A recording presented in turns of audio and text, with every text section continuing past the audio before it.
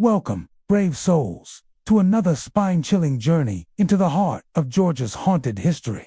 Tonight, we delve into the eerie tales of the 25 most haunted hotels across the Peach State, where restless spirits linger and the past refuses to stay buried. From the cobblestone streets of Savannah to the quiet corners of America's, these establishments have witnessed tragedies, mysteries, and hauntings that defy explanation.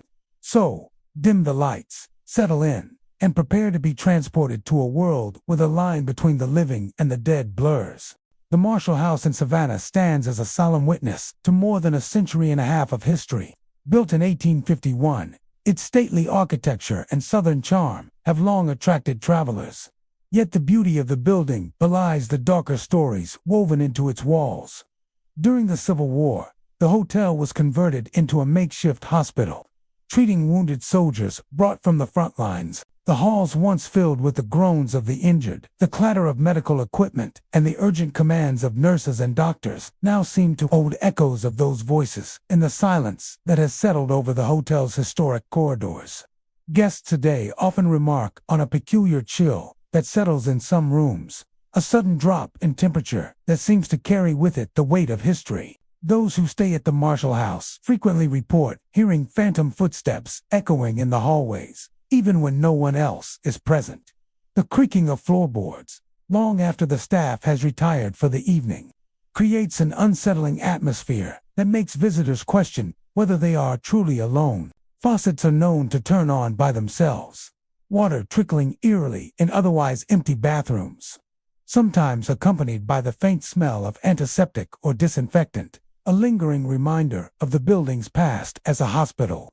In several guest accounts, the sound of marbles rolling down hallways has been reported, a strange and inexplicable phenomenon that leaves even the most skeptical visitors uneasy. The soft patter of small objects in motion, coming from corners where there should be none, creates an almost childlike eeriness, as though the hotel itself is replaying fragments of lives once lived within its walls. These ghostly figures, clad in the uniforms of the Civil War era, often appear at the edge of vision, only to vanish when approached. Some guests have reported seeing them pacing the hallways with a purpose, as though attending to duties long since forgotten, while others describe fleeting moments of recognition, glimpsing faces contorted in pain or determination. The presence of these spirits seems to be strongest near rooms that once served as patient wards or medical treatment areas, suggesting that the residual energy of suffering and care remains etched into the very walls of the hotel. The haunting at the Marshall House is not limited to visual or auditory phenomena. Guests often speak of an oppressive atmosphere in certain parts of the building, a feeling of being watched or followed even when standing alone. Many describe a sensation of cold air sweeping past them, sometimes accompanied by a subtle sense of unease that makes even familiar spaces feel unfamiliar and foreboding. Staff members have reported objects being moved inexplicably, chairs slightly shifted from their original positions, or doors left ajar, despite being locked and secured. Some visitors even recount items disappearing temporarily, only to reappear in different locations, as though unseen hands are guiding them through a game that transcends the ordinary. Rooms with a particularly rich history seem to be hotspots for paranormal activity. Guests who have stayed in the oldest suites, ones occupied by soldiers, nurses, or the families of the afflicted dauphin, describe intense experiences. Some awaken to see shadowy figures at the foot of their beds, or hear soft whispers in languages or tones that seem archaic, almost as though the walls themselves are speaking. The hotel's grand staircases and hallways, lined with intricate moldings and polished wood, are often the sites of the most vivid encounters.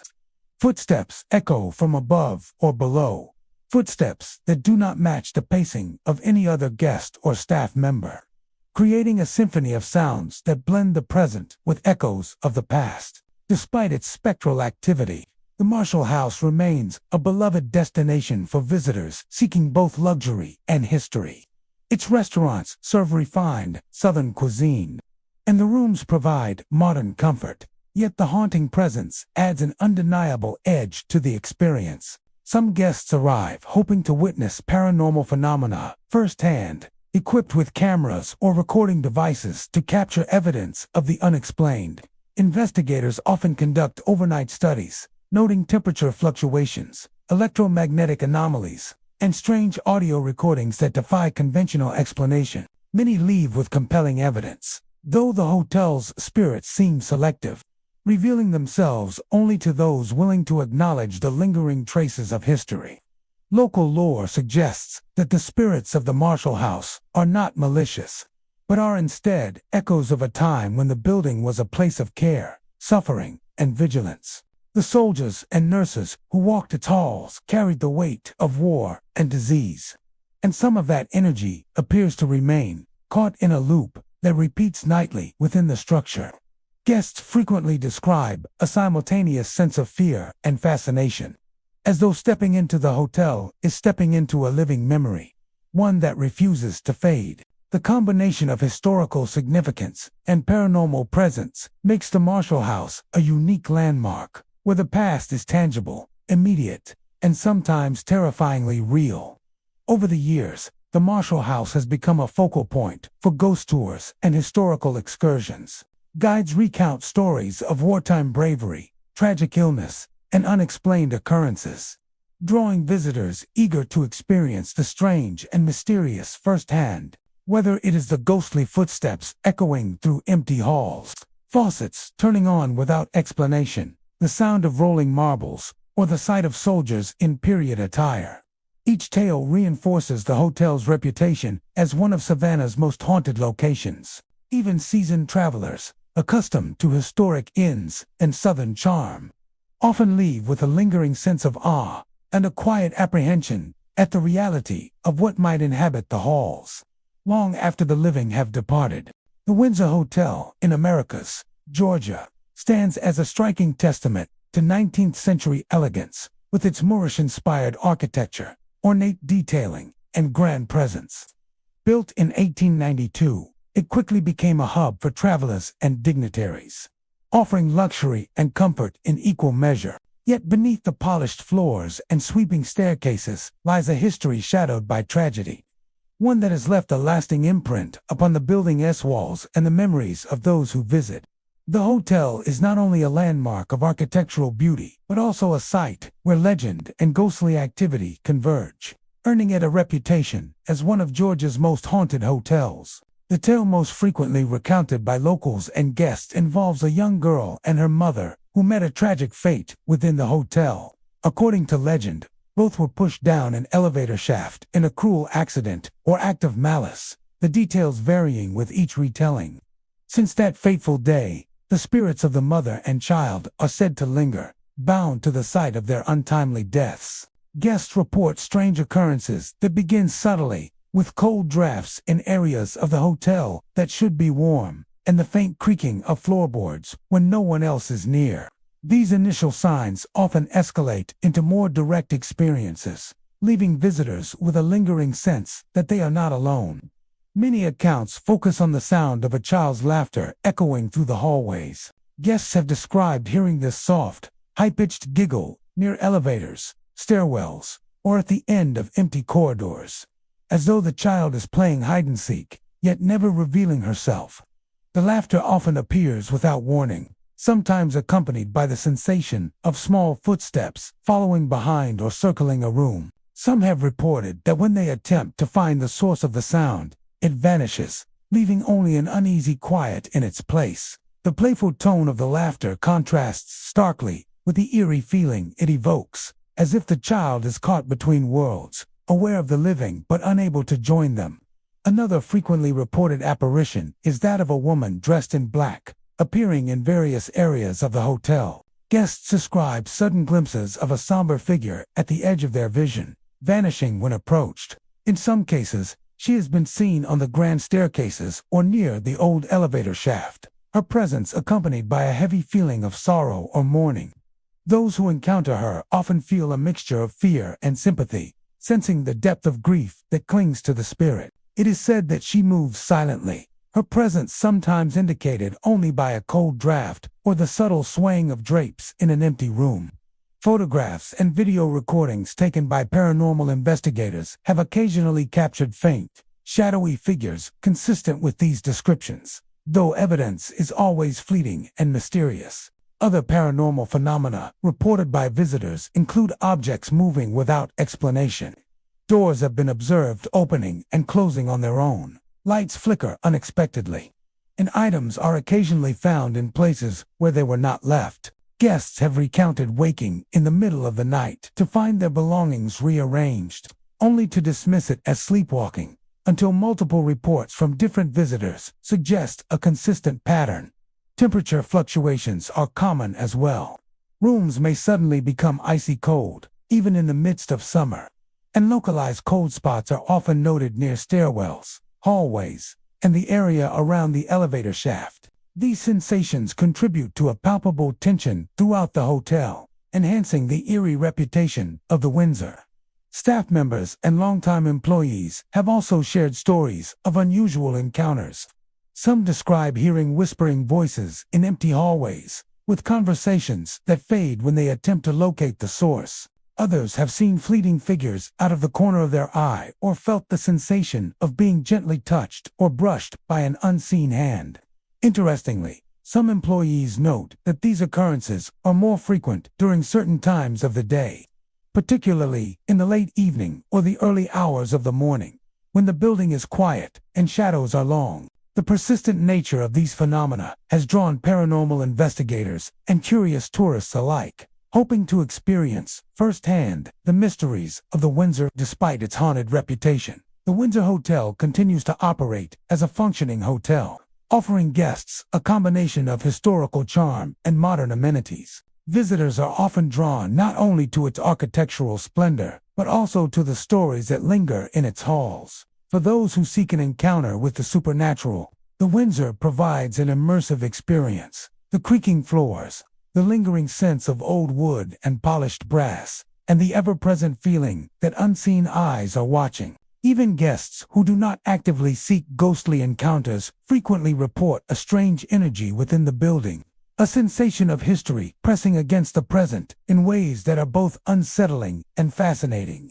The Windsor Hotel's ghostly tales extend beyond the individual experiences of laughter and apparitions. Many guests and investigators have noted that the spirits seem tied to specific areas within the hotel: the old elevator shaft, stairwells, and long corridors. It is here that the child's laughter and the woman in black appear most often, suggesting that these spirits remain connected to the locations of their final moments. This haunting is not aggressive or harmful, but is persistent, a lingering imprint of lives interrupted, bound to a place that once promised comfort and now holds echoes of tragedy. For centuries, the Windsor has stood as a monument to both elegance and sorrow, a place where history and haunting intertwine. Visitors walk its halls aware of the beauty, but also alert to the whispers and shadows that may accompany them. Whether one believes in ghosts or not, the stories are compelling, leaving an impression that extends beyond the physical space of the hotel. Guests leave with a sense that the Windsor is alive in ways that transcend the ordinary, a building where the past and present meet, and where the laughter of a child and the mournful gaze of a woman in black remain part of its enduring story. The Partridge Inn in Augusta, Georgia, is more than a luxurious hotel. It is a historic mansion steeped in romance, tragedy, and whispers of the supernatural. Built in 1836, the inn has hosted generations of guests who come to enjoy its stately architecture, sprawling gardens, and southern charm. Yet, behind the grand columns and elegant ballrooms lies a story of love cut tragically short. A tale so sorrowful that it is said to have left an indelible mark upon the very walls of the estate. For nearly 2 centuries, visitors and staff have reported encounters with a spirit of bride-to-be, whose life ended before she could join the love of her life, wandering the hallways of the Partridge Inn in search of what she lost. According to legend, the young bride was preparing for what should have been the happiest day of her life. The mansion was abuzz with excitement, the scent of fresh flowers filling the air, and servants and family members attending to every detail. But tragedy struck before the wedding could take place. Her fiancé was mistakenly reported dead. The grief overwhelmed her, and within days, she succumbed to a broken heart. Ever since that sorrowful moment, It is said that her spirit has remained tethered to the mansion, appearing in the very halls and rooms where her happiness was meant to bloom. Guests first describe subtle signs that something is amiss. A sudden chill in the air, even on warm southern afternoons, often signals the presence of the spectral bride. Footsteps have been heard pacing the corridors late at night, echoing through the marble-floored hallways when no one else is present. The soft rustle of fabric has been reported as if a delicate gown is brushing against the furniture or walls, and some visitors swear they have caught glimpses of a white silhouette moving gracefully past windows or through open doorways. These experiences are not fleeting. Many who stay overnight recount moments when the presence of the bride felt almost tangible, a weight of sorrow and longing that pressed gently yet insistently on the room's atmosphere. Perhaps the most chilling encounters involve sightings of the bride herself, clad in the flowing white of her wedding dress. Guests have described seeing her standing near the grand staircase, her head bowed in grief, or gliding silently through the halls, as if searching for her lost love. Occasionally, she is seen in reflection, appearing behind the glass of ornate mirrors or fading into the polished surfaces of furniture. Some visitors report that when they turn to follow her, she vanishes, leaving only the faint scent of gardenias or lilies in her wake flowers that were part of her wedding arrangements long ago. The sense of longing, as if she is eternally seeking someone who cannot return, pervades these sightings, leaving witnesses with a mixture of awe and melancholy. The haunting at the Partridge Inn is not limited to visual phenomena. Guests often report hearing faint sobbing echoing through empty rooms, sometimes accompanied by soft whispers of a name that cannot be discerned. Doors may open and close of their own accord, lights flicker unexpectedly, and personal items are occasionally shifted or displaced. Some visitors claim that the air becomes inexplicably cold when the spirit is near, a sudden drop in temperature that contrasts sharply with the otherwise temperate atmosphere of the mansion. These experiences have been documented by both casual visitors and paranormal investigators, who note unusual electromagnetic readings in certain parts of the building, particularly near the Grand Hall and the upper floor suites that were once reserved for weddings and special guests. Staff members who have worked at the inn for extended periods share their own eerie experiences. Housekeepers report hearing the soft rustle of wedding fabric while preparing rooms, or the faint sound of shoes moving across polished floors when no one else is present. Front desk employees occasionally notice the impression of a figure standing just beyond the lobby's threshold, only to discover that no guest has arrived. Even longtime maintenance workers recount instances of hearing whispers or feeling a presence in rooms that have been unoccupied for weeks, as though the bride's spirit lingers to ensure that her story is not forgotten. Many believe that the ghost is not malevolent, but is instead a lingering echo of grief and lost love. Her presence seems tied to the areas of the mansion where she experienced her final days. The grand staircase, where she may have descended in sorrow, the halls where preparations for her wedding were underway, and the rooms where the laughter of family and friends would have mingled with her own anticipation. Some paranormal enthusiasts interpret her appearances as a plea for remembrance, a need for the living to acknowledge the love and loss that shaped her untimely death.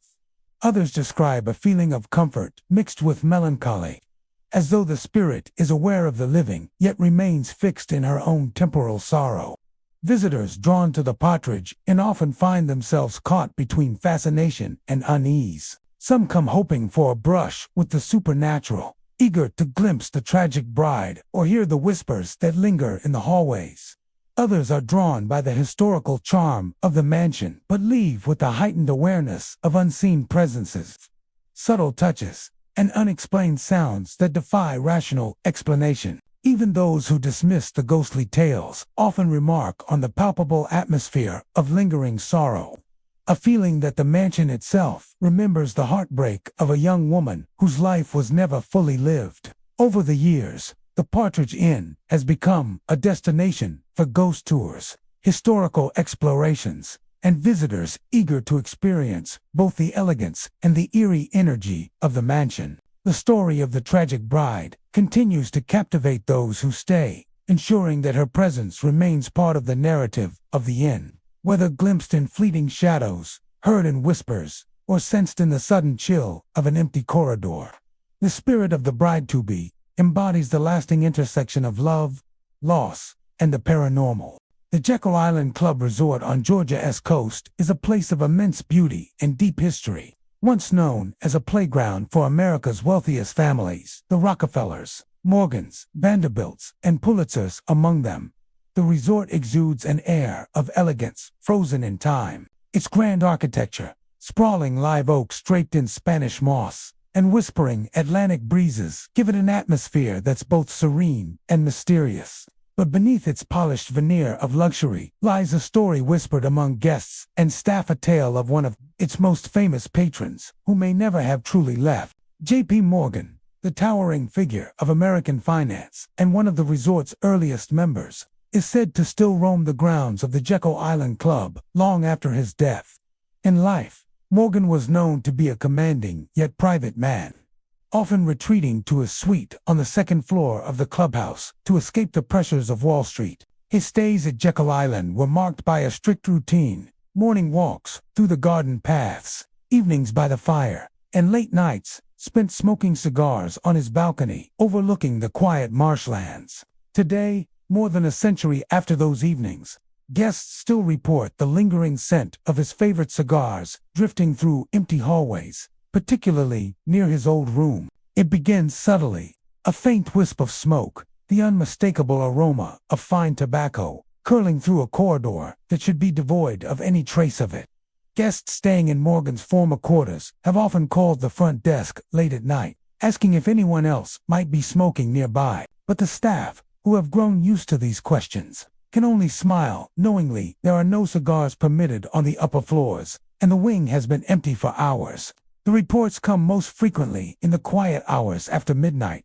A faint creak of the balcony door opening, the soft sound of footsteps pacing back and forth, and then the glow of a dim ember, flickering in the darkness, as though someone were taking a slow drag on a cigar and exhaling toward the sea. When guests step outside to investigate, they find only the still air and the distant cry of seabirds. Yet some have sworn they've seen a tall, shadowy figure standing at the railing, his outline framed against the moonlight before vanishing into thin air. Employees of the Jekyll Island Club have their own stories. One longtime night manager recalls locking up the east corridor one evening and hearing faint, rhythmic tapping from Morgan's suite. It was the distinct sound of a lighter being flicked open. Click, click, click, followed by the faint crackle of burning tobacco.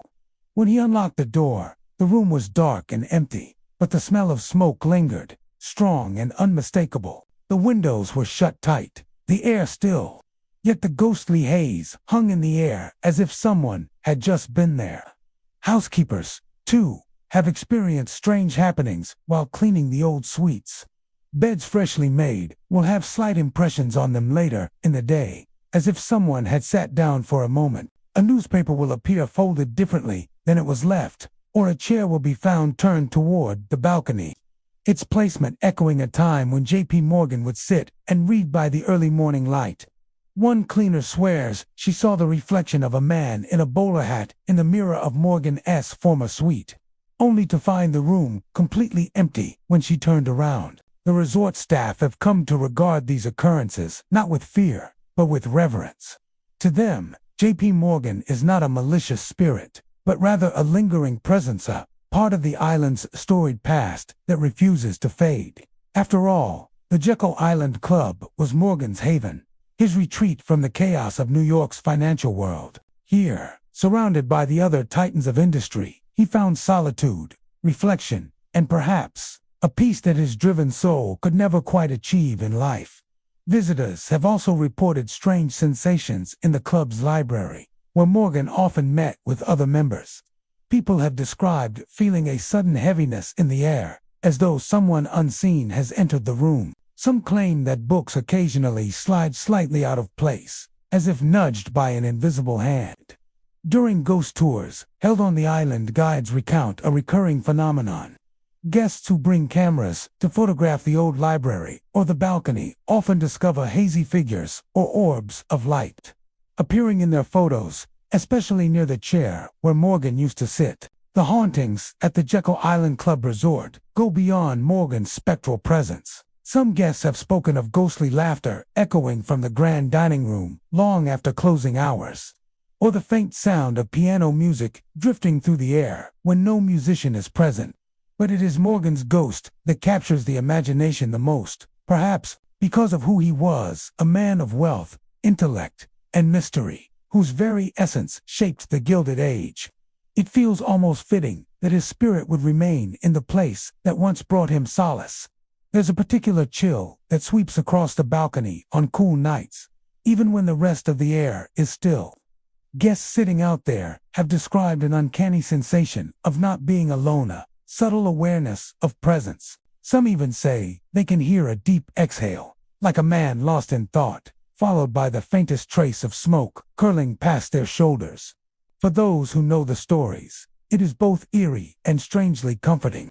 Local historians believe Morgan's attachment to the club may stem from his deep affection for Jekyll Island itself.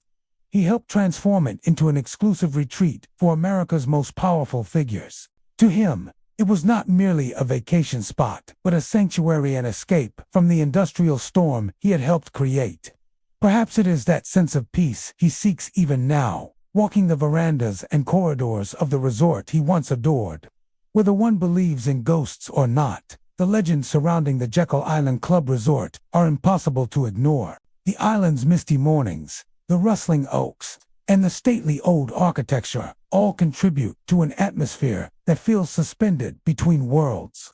Guests leave with stories they can't quite explain of phantom smoke, fleeting shadows, and the feeling of being watched by unseen eyes from the balconies above. The Kehoe House in Savannah, Georgia, stands as one of the city's most elegant examples of Renaissance Revival architecture, a red brick mansion crowned with ornate cast-iron balconies and marble fireplaces. Built in 1892 by William Kehoe, a wealthy Irish immigrant and iron foundry owner.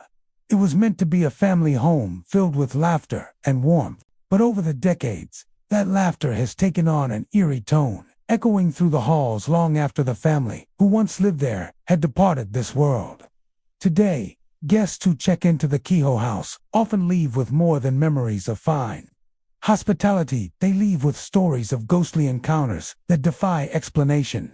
According to local legend, the Kehoe family had 10 children. It was said that the house constantly rang with the sounds of play and chatter as the children ran up and down the grand staircase, their laughter filling every corner. Yet, tragedy eventually darkened that joy. As the story goes, 2 of the Kehoe children were playing in one of the upper rooms when something went terribly wrong. Some versions of the tale say they suffocated while hiding in a chimney during a game of hide-and-seek. Others claim a sudden accident occurred in unfortunate fall or a tragic mishap near one of the windows overlooking Columbia Square. Whatever the truth, the result was the same. 2 young lives lost, leaving behind a sorrow so strong that even time could not fully erase it. The family moved away not long after, and though the house would go on to serve many purposes, a funeral home, a boarding house, and later a bed and breakfast, its walls never quite forgot. Those who stay at the Kehoe House today describe the uncanny sensation of being watched, as if invisible eyes follow them from room to room. Guests have reported the faint sound of children giggling in the hallways late at night, sometimes just outside their doors. Footsteps, light, hurried, playful pat across the wooden floors. Though when the sounds are investigated, the halls are empty. Some visitors have even claimed to see the faint outlines of small figures darting around corners, only to vanish as quickly as they appear. One couple, staying in room 203, recounted being awakened around midnight by the soft sound of laughter near their bed. The man turned on the light, half expecting to find a mischievous child playing a prank, but there was no one there. When he turned the light off, the laughter began again, gentle and distant, like echoes traveling through time. The next morning, when they mentioned it to the staff, the receptionist smiled knowingly and said, "You must have met our little guests. They love that room." In another report, A woman staying alone in one of the upper rooms described feeling the weight of a small body crawled onto her bed in the middle of the night. Thinking it might be a cat, she reached down, but felt only the soft indent of something invisible resting beside her. Then, as quickly as it appeared, the sensation faded. She checked the clock. It was 3:15 a.m., the hour many believe the spirit world is most active. Even employees, who know the house better than anyone, have their share of stories. Housekeepers have spoken of toys appearing in empty rooms, little wooden blocks or marbles rolling across the floor, with no one to move them. Some have heard whispers while cleaning, like two children chatting quietly, only for the voices to vanish the moment they look around. Perhaps the most unsettling reports come from guests who stay in the rooms once used as the children's nursery. On certain nights, the air turns noticeably colder, and the faint rustle of fabric or the creak of rocking chairs can be heard, even when no furniture is moving. Those who are especially sensitive to the paranormal say the energy in these rooms feels young, not malevolent, but sad and curious, as if the spirits are still trying to understand why they are no longer part of the living world. The Kehoe house's connection to death extends beyond the children's tragedy. When the home was later converted into a funeral parlor in the early 20th century, the lower level became a place where bodies were prepared for burial. Guests have reported feeling uneasy near the staircase leading to that area, describing sudden cold drafts or the sense of someone brushing past them. One paranormal investigation team, using electromagnetic field detectors and spirit boxes, claimed to pick up voices saying "play with us" and "help" in a child's tone. But despite its ghostly reputation, the Kehoe house remains a place of beauty and peace during the day. The sunlight that filters through its tall windows seems to warm the shadows that linger from another era. Many visitors describe the hauntings not as frightening, but as deeply emotional, an echo of love and loss that lingers gently rather than maliciously in the courtyard, surrounded by wrought iron gates and blooming magnolias.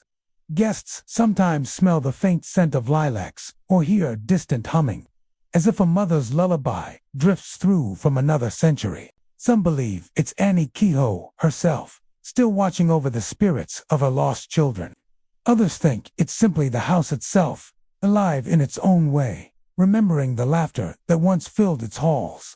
Local historians often remind skeptics that Savannah, known as one of America's most haunted cities, was built on layers of history, pain, and memory. Beneath its cobblestone streets lie unmarked graves and forgotten stories, and every grand home seems to hold a whisper of the past.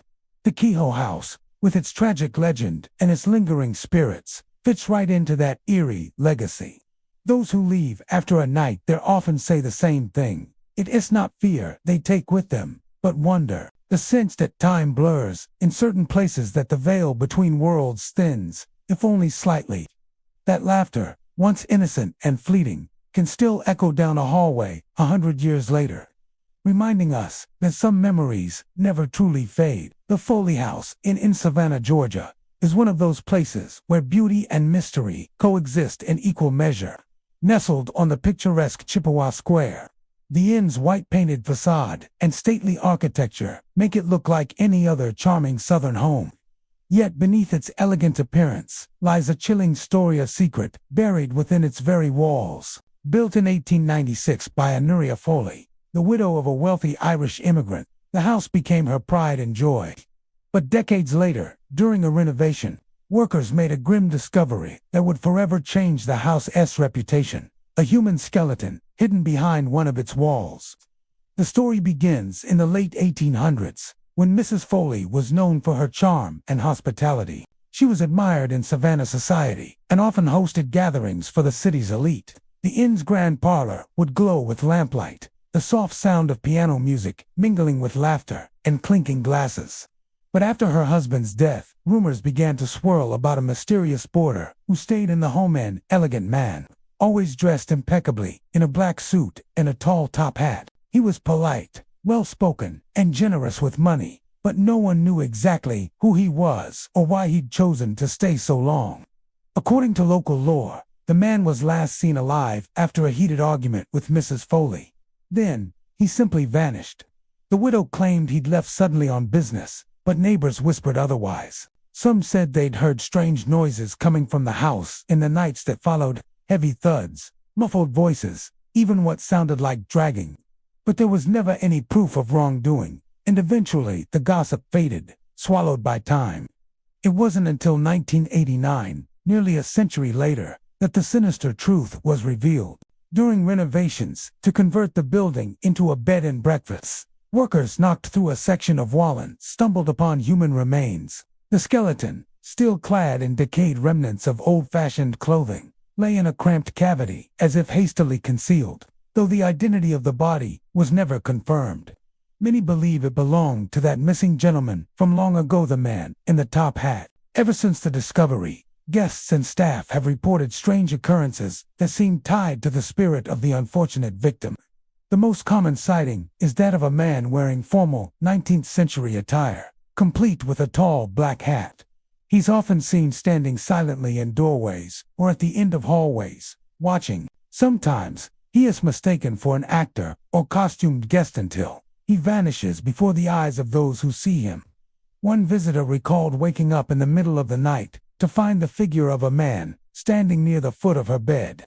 His face was shadowed, but she could make out the outline of a hat and the glint of a pocket watch chain. The air grew icy, and before she could speak, the man simply turned and walked toward the wall, passing straight through it, as if it weren't there. When she mentioned it to the innkeeper the next morning, she was told she wasn't the first to encounter the gentleman.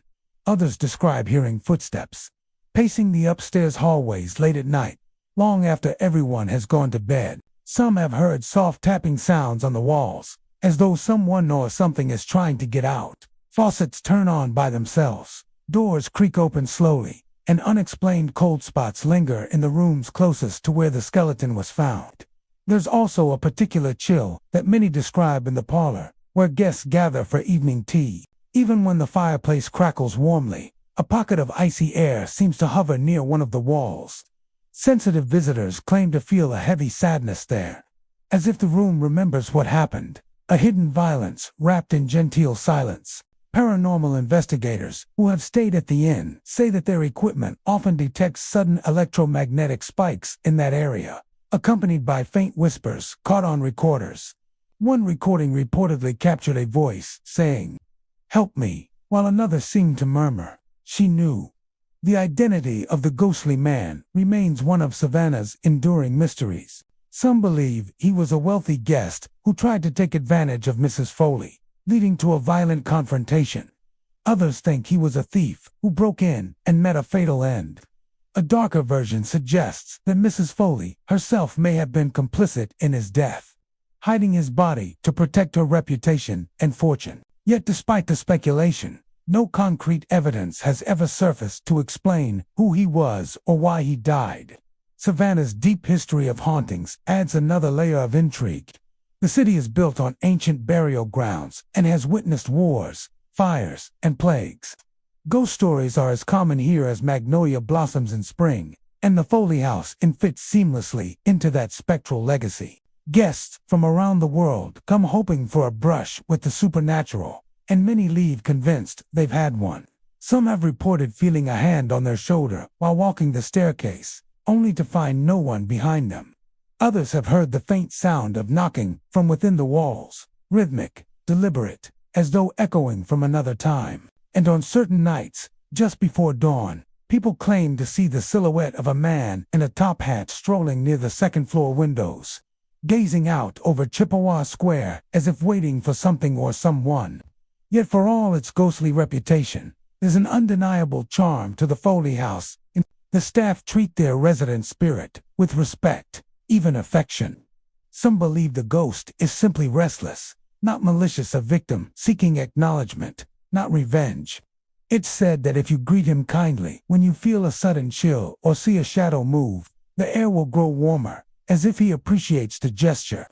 Perhaps that's what makes the Foley House so captivating. It's a place where Savannah's beauty and darkness intertwine, a house that wears its secrets quietly, beneath layers of elegance and time. Behind its smiling facade, the walls still whisper, the floors still creak, and the air still hums with the memory of a hidden crime. The Bellwether House in Savannah, Georgia, is a place that seems to breathe with quiet elegance and the weight of unseen memories. Constructed in 1876, the mansion has lived many lives, first as a grand private residence, then as a boarding house, and finally, after extensive restoration, as one of Savannah's most beautiful boutique hotels. Its graceful verandas, high ceilings, and antique furnishings capture the charm of the city's old Southern soul. But behind the polished wood and gentle glow of candlelight, there are whispers, both literal and figurative, that tell of something unseen, lingering still. The Bellwether House is not known for being one of Savannah's infamous haunted landmarks. Yet those who have stayed within its walls describe experiences too consistent to ignore. Guests report the feeling of being watched, the brush of unseen movement in an empty hallway, and soft, unintelligible whispers that rise and fade in the quiet hours of the night. The sensations are never overtly violent, just unsettling, as though the house is remembering something long forgotten. The structure itself bears the kind of history that naturally invites echoes of the past. Built shortly after the Civil War, the home was designed by a merchant family who wanted to re-establish their status in a recovering South. The master of the house, a man named Henry Caldwell, made his fortune in trade through the nearby Savannah River docks. His wife, Eleanor, was known for hosting elegant soirees that drew the attention of local elites. But tragedy struck when their only daughter, Clara, fell ill at the age of 16. According to fragments of historical record, she died in one of the upstairs rooms, a soft-spoken girl with a fondness for piano music and magnolia blossoms. It's said that the piano in the main parlor, restored and still playable today, occasionally produces faint notes when no one is near it. Guests have mentioned waking at midnight to the sound of a single key being pressed softly, like the hesitant touch of a child testing the air. Sometimes it's only one or two notes, but on rare occasions, witnesses claim to have heard a delicate melody drifting through the halls. When staff arrive to check, they always find the piano lid closed and the room empty. Other reports center around the second-floor corridor, particularly near what is now Room 7. Visitors who stay there describe the feeling of someone standing just beyond their peripheral vision. The sensation grows stronger as the night deepens, accompanied by faint footsteps that seem to pass just outside the door. One couple recounted being awakened by the sound of a soft knock, followed by a whisper that neither could fully understand, something like a child's voice, low and distant, repeating the same few words before fading away. Perhaps the most peculiar story came from a guest who stayed during an unusually cold January night. She claimed to have woken around 3 a.m. to find the air thick with the scent of flowers, specifically magnolias. The aroma was so strong, it seemed impossible. When she opened her eyes, she said she saw the faint outline of a young girl standing at the foot of her bed, wearing what looked like a white nightgown. The figure didn't move or speak, just watched her with a calm, almost curious expression before slowly dissolving into the darkness. Staff members at the Bellwether House rarely speak openly about paranormal activity, but some quietly acknowledge that odd things happen more often than one might expect. One housekeeper, working early in the morning, claimed she heard humming coming from an empty guest room. When she opened the door, the sound stopped abruptly. Another employee, setting up breakfast in the courtyard, noticed a curtain in an upper window moving as if someone was standing behind it, yet the entire floor was vacant that night. There are no stories of violence or anger attached to the property, only a sense of melancholy that seems to echo through time. Some historians believe the hauntings could be connected not just to the Caldwell family, but to the people who worked and lived in the house over the decades. During its time as a boarding house in the early 1900s, the property saw a constant rotation of tenants, sailors, merchants, and travelers passing through the busy port city. Records from that era mention several deaths from illness and accidents, common in the humid, fever-prone summers of Savannah. It's possible that the whispers and fleeting presences felt today are remnants of those transient souls, still moving quietly through the rooms they once called home. The Bellwether House also sits near some of the city's oldest streets, where layers of history overlap like ghosts in their own right. Chippewa Square, only a few blocks away, has long been associated with paranormal sightings, and the energy of that part of Savannah seems to ripple outward, touching the surrounding buildings. Locals often say that the city itself is haunted, not just individual places, but the ground beneath them, steeped in centuries of life, loss, and memory. What sets the Bellwether House apart, however, is the subtlety of its atmosphere. Unlike the grand, infamous hauntings of other Savannah landmarks, its presence is gentle, almost introspective. Guests describe it not as terrifying but deeply haunting, an emotional weight that lingers after you leave. It's as if the house itself remembers every life that's passed through its doors, and sometimes those memories take form. Some paranormal investigators have brought recording devices to the property, hoping to capture evidence of activity. A few claim to have picked up soft whispers, mostly unintelligible, though one recording allegedly caught the name Clara. Temperature sensors have detected sudden drops in specific areas, particularly near the staircase where old portraits hang. Motion detectors occasionally trigger with no one nearby, but the energy never feels malevolent. Instead, it feels wistful, like a place quietly telling its story. The Bellwether House remains an active and thriving boutique hotel, cherished for its historic charm and welcoming warmth. Yet for those who believe in the lingering spirits of Savannah, it stands as a quiet reminder that beauty and sorrow often coexist. In the stillness of its candlelit hallways, between the whisper of curtains and the faint perfume of magnolia blossoms, one can almost feel the presence of lives long past, watching, remembering, waiting. The River Street Inn in Savannah stands as one of the city's most iconic waterfront landmarks, a beautiful blend of old-world charm and southern hospitality. But beneath its brick facade and inviting glow lies something else entirely. The building, dating back to the early 19th century, carries the weight of centuries. Its foundations resting atop ground that has seen slavery, trade, tragedy, and time itself ebb and flow like the Savannah River it overlooks. For all its elegance, guests who stay within its walls often leave with stories that are not easily forgotten, stories of footsteps in the dark, whispers in empty corridors, and figures that fade when you look too long. The inn was originally constructed as a cotton warehouse in the early 1800s.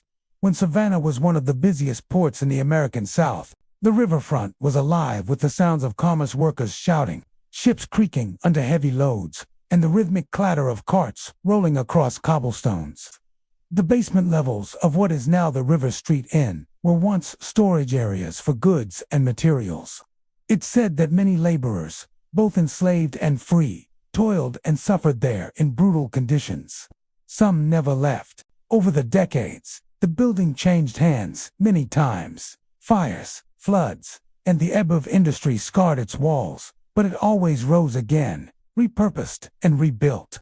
When the River Street Inn opened as a boutique hotel, much of the original structure was preserved. The exposed brick, heart pine floors, and heavy wooden beams give the impression that time has merely slowed down, here not stopped. But it is precisely this authenticity that some say has kept the building's ghosts alive. Guests who stay on the upper floors report hearing footsteps pacing back and forth in the hallway late at night. Often, these sounds continue even after the staff confirms that no one else has checked in on that floor. The footsteps are slow and deliberate, echoing like the tread of boots from another century. Some have described the sensation of someone walking right past their door, stopping, and then retreating, though when they look through the peephole, the corridor is always empty. In certain rooms overlooking the river, guests speak of shadowy figures that appear for just a moment before disappearing into the air. One couple reported seeing a tall, dark silhouette standing near the window, gazing out toward the water. They assumed it was a trick of the light until the figure turned, as if acknowledging them, and then dissolved into nothing. Another guest described waking in the middle of the night to find the faint outline of a man sitting in the chair by the window. When she blinked, the chair was empty, but the indentations on the cushion remained. Housekeepers and night staff have stories of their own. One longtime employee swears she's seen a man in 19th century clothing, vest, hat, and all standing by the main staircase in the early morning hours. She said he looked solid and real, even meeting her eyes briefly, before vanishing as she turned to speak. Another worker, while restocking supplies, heard the distinct sound of someone whistling a tune down the hall. Thinking it was a coworker, she called out, but there was no answer. When she checked the hallway, the air felt cold, and the whistling stopped abruptly, replaced by a silence so heavy it felt unnatural. The inn's basement, now converted into part of the bar and dining area, is believed to be the most active section of all. Patrons and staff have described glasses sliding off tables on their own, and lights flickering despite perfect wiring. Some guests claim to hear muffled voices beneath the floorboards, as if people were still laboring in the old storage tunnels that once connected these buildings to the riverfront.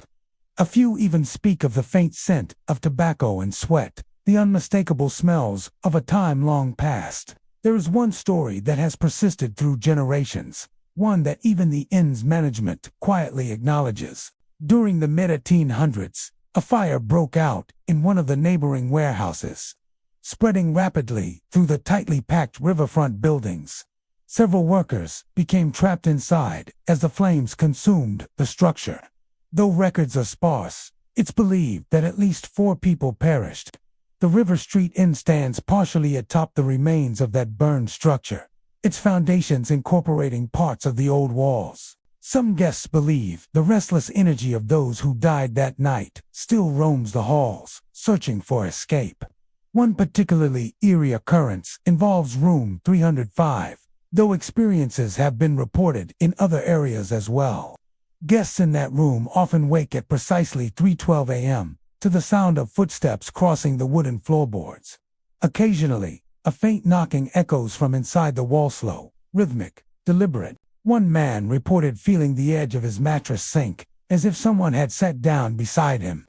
When he turned, he saw the faint outline of a hand resting against a blanket before it vanished. Not all encounters are frightening, though they all share a sense of deep unease. A few guests have reported feeling a comforting presence, as if someone unseen was gently watching over them. Others say they smelled lavender perfume in the air, an aroma that lingers despite no flowers or sprays in the room.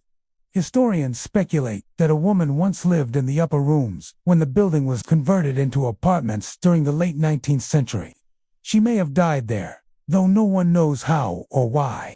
Still, some guests claim she lingers, perhaps bound by memory or love, even outside the building, along river streets, cobblestone paths. The atmosphere carries an otherworldly charge.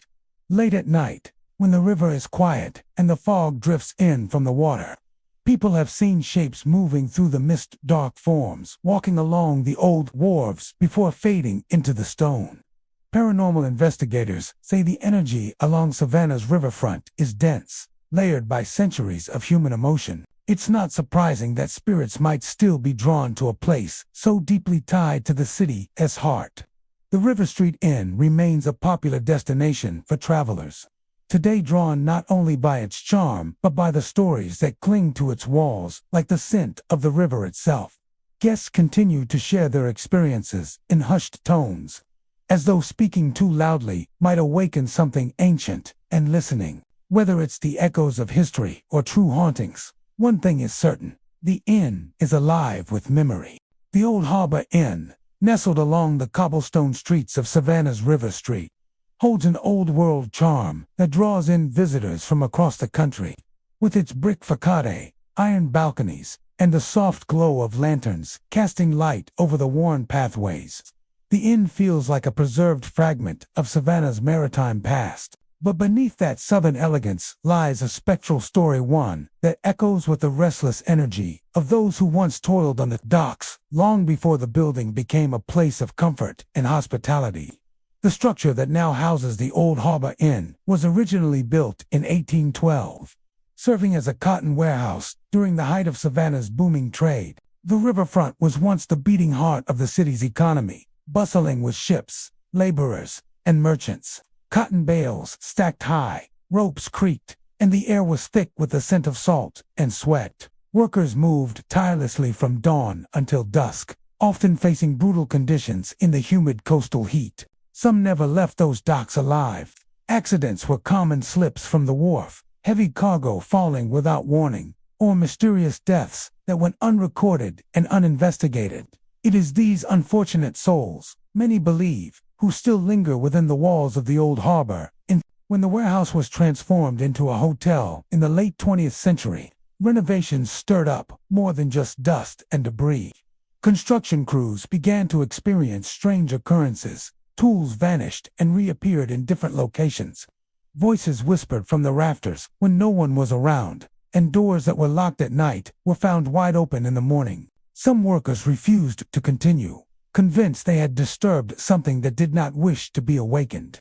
Guests who now check into the inn often report the feeling of being watched, especially in the dimly lit hallways where the scent of river water still lingers. Late at night, footsteps echo through the corridors, measured, deliberate, and heavy, as though someone in work boots is pacing along the old wooden floors.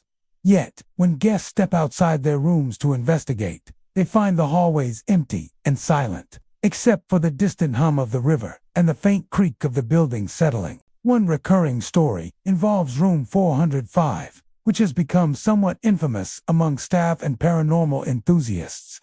Guests who stay there have described hearing men's voices murmuring just outside the door, accompanied by the rhythmic thud of footsteps moving back and forth. When they open the door, there's nothing, just a cool draft of air that smells faintly of smoke and sea salt. Some have even claimed to see shadowy figures near the foot of their beds, shaped like dock workers, with broad shoulders and caps pulled low over their faces, fading away as quickly as they appear. There are tales of phantom laughter, too deep, tired chuckles echoing from the stairwells in the dead of night. One housekeeper recounted how she was tidying up a room when she heard what sounded like two men talking in hushed tones. Thinking perhaps a couple of guests had wandered into a service area, she called out to them, but the voices stopped immediately. When she checked the hallway, she found it empty, the air colder than before. She later learned that the section she had been working in once served as a loading area where dock workers gathered at the end of their shifts to rest and smoke before heading home. The smell of tobacco is another unexplained phenomenon. Tied to the old harbor inn, guests have reported catching the distinct scent of pipe smoke in their rooms. Even though smoking has long been prohibited inside, some believe it's the residual trace of long-gone laborers taking a break after a day's hard work, perhaps a comforting ritual they continue even in death. There's also the story of a man named Hank, a ghostly presence who has become something of a local legend. Staff members affectionately referred to him as the inn's resident spirit. According to lore, Hank was a dockhand who died tragically when a heavy bale of cotton fell from a pulley and struck him. His ghost is said to roam the inn's upper floors, his boots leaving phantom imprints in the dust and his shadow appearing in reflective surfaces. Though he is not considered malicious, his presence is often accompanied by sudden cold spots and the sound of someone humming softly, as though keeping time with a long-forgotten tune. Even pets seem to sense the inn's otherworldly energy. Several guests who have stayed with their dogs report their animals growling or barking at seemingly empty corners, their fur standing on end as if something unseen were watching. One woman claimed her dog refused to enter the bedroom at all, whimpering and retreating toward the door until she finally let it sleep in the hallway. Despite the eerie stories, there's a strange warmth to the hauntings at the old harbor, in a sense that the spirits here are not angry, merely lingering, tethered to the rhythms of their past lives. Many guests say the supernatural encounters add depth to their stay, transforming an overnight visit into a brush with history itself. For some, the experience feels almost comforting, as if the workers' spirits still guard the building, ensuring the guests remain safe as they once safeguarded the goods that passed through these walls. Savannah is often called one of the most haunted cities in America, and River Street remains its spectral artery, pulsing with centuries of stories. The old harbor inn stands as a living relic of that past, where laughter, labor, tragedy, and memory are all preserved in the worn beams and brickwork. Those who dare to stay the night might find themselves walking alongside the unseen, hearing echoes of conversations that ended 100 years ago, or catching a glimpse of movement in the corner of their eye. The Hamilton Turner, in a majestic Victorian mansion nestled in Savannah's Lafayette Square, stands as one of the most elegant and enigmatic landmarks in the city.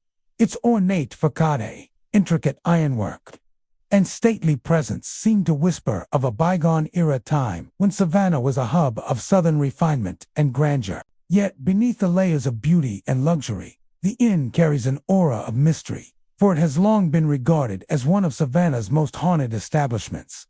Visitors describe an atmosphere both welcoming and unsettling, as if the mansion's charm conceals a restless soul or two still wandering its polished halls. Built in 1873 by Samuel Pooh Hamilton, a wealthy businessman and civic leader, the mansion was designed to be a symbol of sophistication and progress. Hamilton spared no expense, commissioning the most exquisite furnishings, fine art, and modern conveniences available at the time. The home was the first in Savannah to have electricity, its lights blazing proudly across the square, marvel that drew curious onlookers from the surrounding streets. Hamilton's lavish parties became the talk of the town, and guests from across the South would gather beneath the mansion's grand chandeliers to dance, dine, and admire the grandeur of the residence that would later earn the nickname the Grand Victorian Lady of Lafayette Square. But time has a way of leaving its mark on even the most splendid places, and the Hamilton Turner home would soon acquire a reputation far removed from its glittering beginnings. Over the decades, it served many purposes: a private residence, a boarding house, and even a meeting place for the Freemasons. With each chapter came whispers of tragedy, unexplained occurrences, and ghostly sightings that seemed to intensify with every passing year. The most commonly reported apparition is that of a woman in a flowing white dress, often seen gazing from the mansion's upper windows late at night. Some believe she is the spirit of Mrs. Hamilton herself, forever watching over the home she adored. Others suggest she might be the ghost of a young guest or a former resident whose untimely death bound her to the house. Guests have described her figure illuminated by moonlight, her expression unreadable as she peers out into the square. By the time anyone approaches, the room is empty, the curtains unmoving, as if no one had ever been there at all. Then there is the mysterious sound of a piano playing in the dead of night. The music, delicate and haunting, drifts through the corridors long after the guests have gone to bed. The melody is often described as melancholy, low, wistful notes echoing softly through the silence. Yet when the staff investigates, they find the parlor deserted and the piano lid closed. Some say the ghostly pianist is one of the Hamilton children, who loved to play by candlelight before tragedy struck the family. Others claim it is the spirit of a former guest who once performed in the inn and never truly left. Whatever the case, the tune has become part of the mansion's identity, an otherworldly serenade that lingers in the hearts of those who hear it. In addition to the Lady in White and the phantom music, visitors often describe the sensation of being watched as they move through the inn's hallways. Shadows seem to shift on their own. Doors open slightly and then close again, and faint footsteps echo on the staircase when no one is around. Some guests wake in the night to the feeling of someone sitting on the edge of their bed, only to find the room empty and cold. Others report catching glimpses of small, childlike figures darting through the rooms, perhaps the spirits of the Hamilton children, forever playing in the home that once rang with their laughter. One particularly chilling account comes from a couple who stayed in one of the upper suites. Late at night, they were awakened by the sound of laughter and the soft tap of piano keys. Believing another guest might be awake downstairs, they decided to investigate. When they reached the main parlor, the sound abruptly stopped. The piano stood silent, its keys gleaming faintly in the light of the chandelier. Just as they turned to leave, a cold breeze passed through the room, and a single key pressed down by itself, producing a long, lingering note that echoed until it faded into silence. The couple left the inn the next morning, unable to explain what they had experienced. Even the staff, who have grown accustomed to the mansion's moods, admit that strange things happen regularly. One housekeeper tells of hearing faint whispering as she tidied the upstairs rooms. The voices speaking too softly to understand, but close enough to raise the hair on her neck. Another worker recalled setting a tray of glasses on a table, only to turn around moments later and find them perfectly arranged in a different order. Despite the unnerving experiences, most employees describe the spirits as benign and protective, even as if they still see themselves as caretakers of the house they loved in life. The Hamilton Turner, its haunting beauty, has not gone unnoticed by storytellers and paranormal investigators alike. It has been featured in books, documentaries, and ghost tours, earning a reputation as one of the crown jewels of Savannah's supernatural scene. Paranormal experts have used recording equipment in an attempt to capture the mysterious piano music or voices from beyond. Some have succeeded in recording faint sounds that resemble breathing, footsteps, and even the faint strains of a melody. Whether coincidence or communication, no one can say for certain. Yet, amid all the eerie tales, there's an undeniable sense of grace that permeates the Hamilton Turner Inn. The spirits that dwell within its walls seem tied not by anger or vengeance, but by love and longing. The mansion has been their home for more than a century, and perhaps they simply refuse to let it go. Guests who have felt the invisible touch of its past often describe their encounters not as terrifying, but as profoundly moving, a reminder that the line between life and memory is thinner than we might think. The Eliza Thompson House in Savannah, Georgia, stands as one of the city's most elegant and mysterious bed and breakfasts.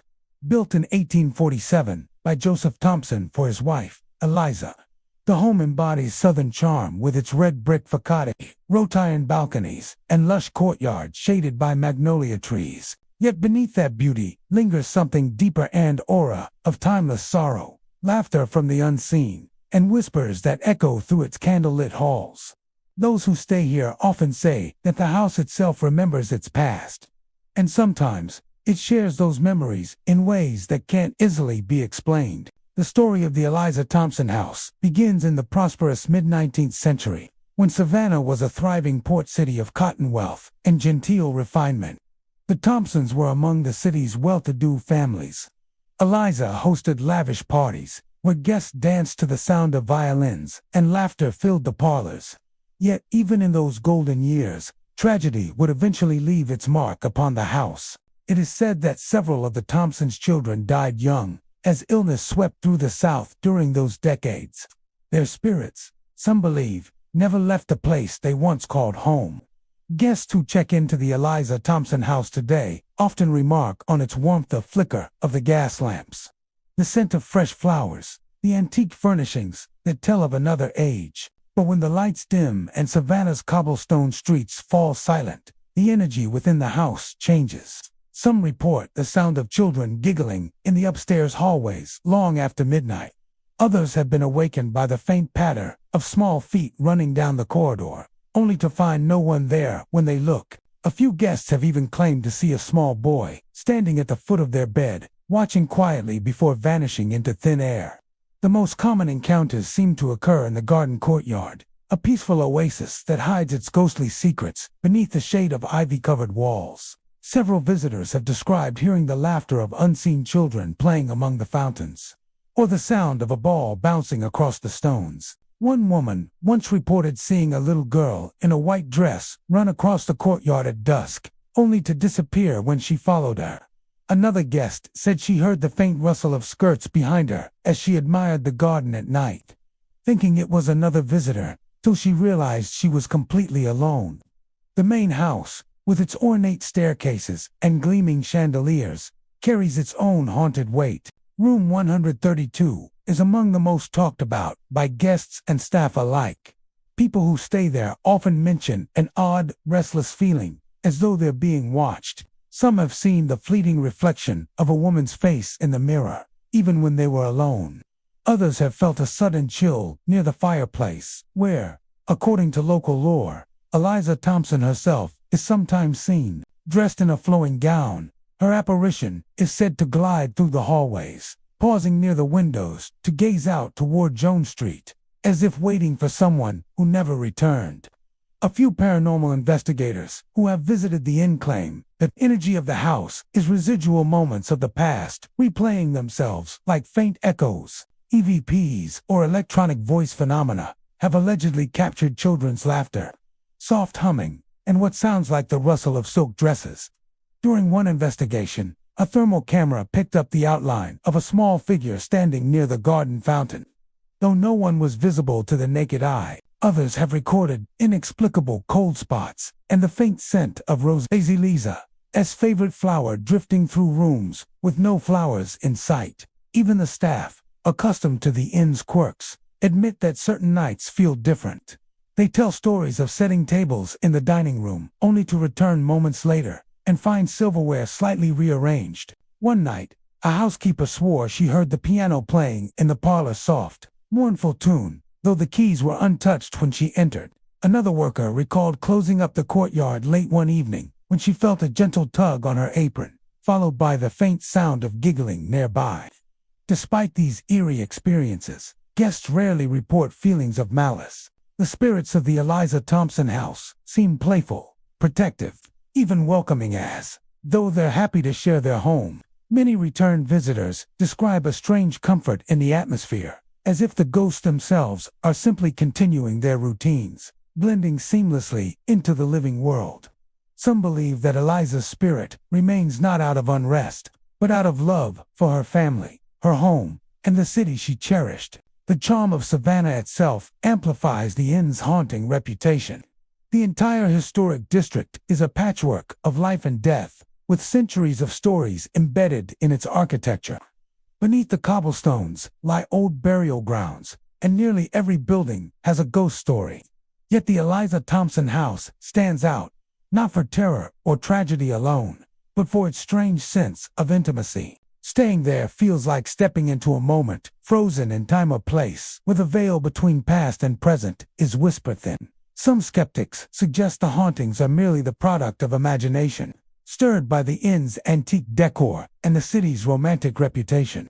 But even they admit there's something undeniably atmospheric about the house. The way moonlight filters through lace curtains, the faint creak of the stairs, the lingering perfume in the air. It's easy to see how one might sense unseen company. And in a place as old and storied as Savannah, perhaps memory itself becomes a kind of ghost, refusing to fade completely away. Visitors continue to flock to the Eliza Thompson house, not only for its southern elegance, but also for the chance to experience its mysteries firsthand.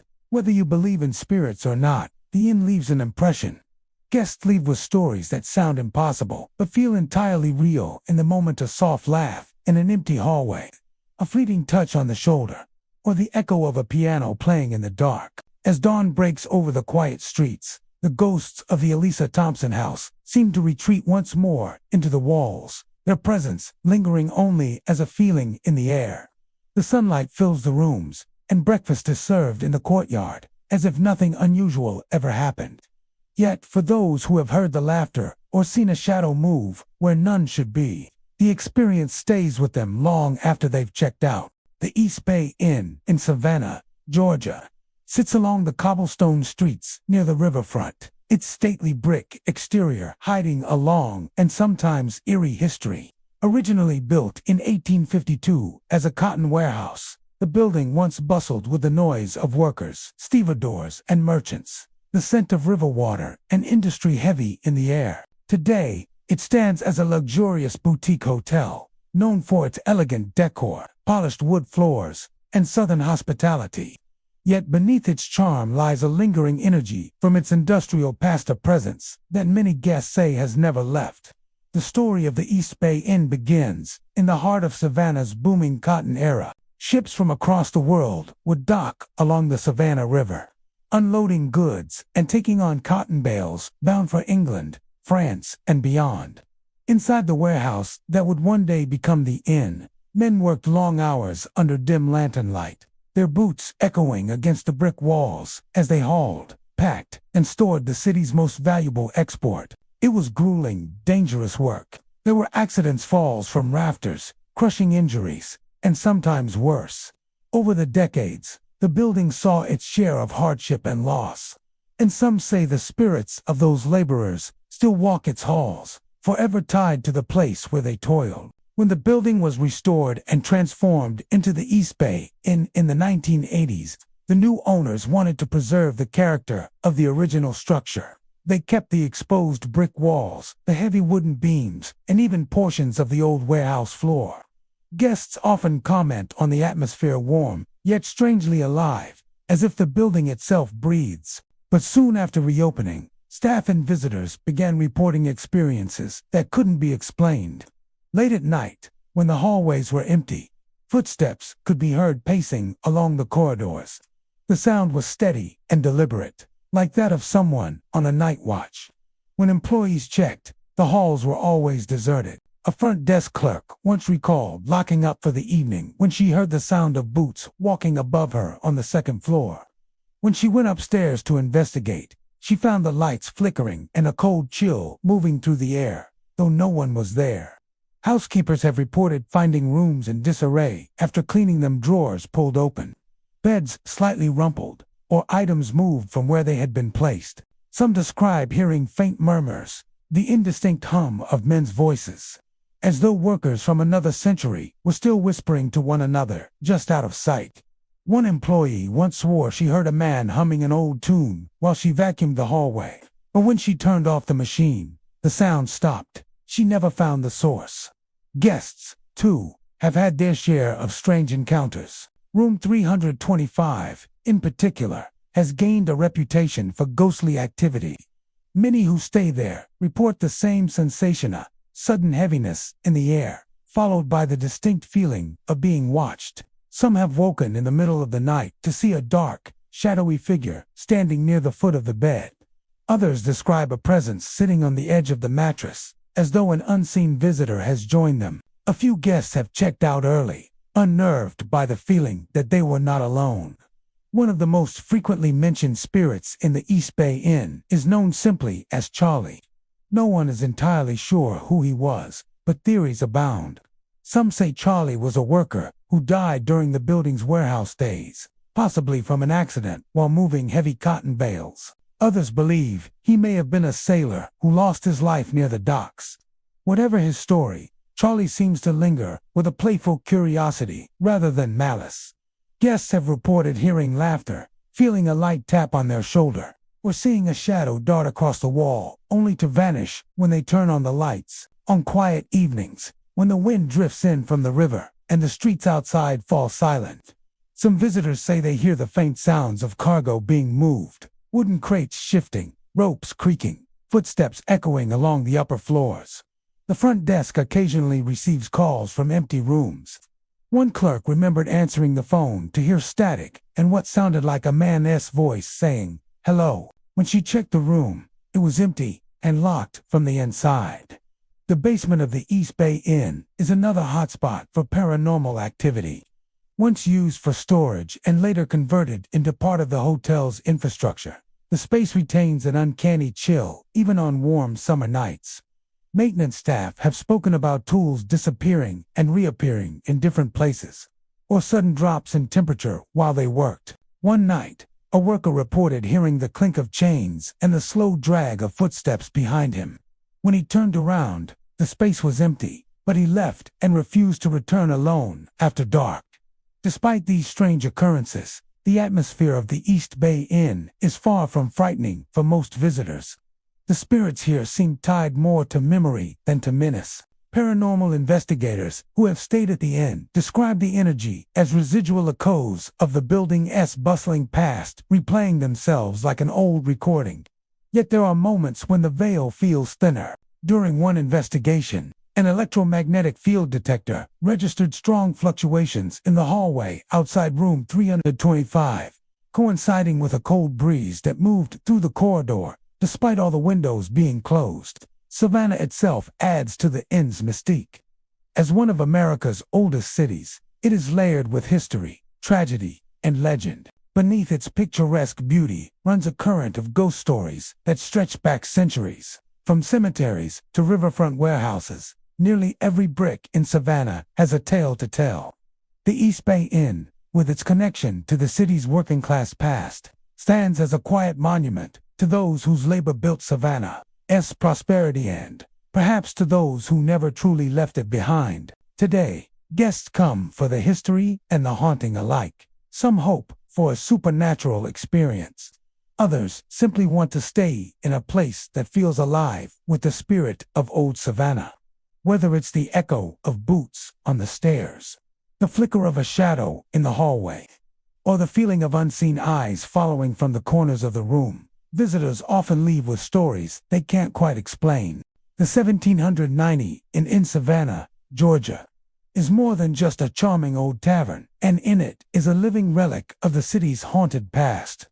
Built in 1820, this historic building has stood through fires, wars, and centuries of Southern change. Its brick walls have absorbed laughter, sorrow, and secrets, and many who visit say those memories refuse to rest quietly. As one of Savannah's oldest continuously operating inns, the 1790 holds a dual reputation for its southern hospitality by day and for its ghostly inhabitants by night. The name itself, 1790, is said to honor the year 1790, when the original structure stood on this spot before it was rebuilt after one of Savannah's devastating fires. The current building has served as an inn, restaurant, and tavern for more than 2 centuries, attracting travelers, locals, and, according to legend, spirits of those who never checked out. With its creaking floors, dimly lit hallways, and flickering candlelight, the inn carries the unmistakable weight of time.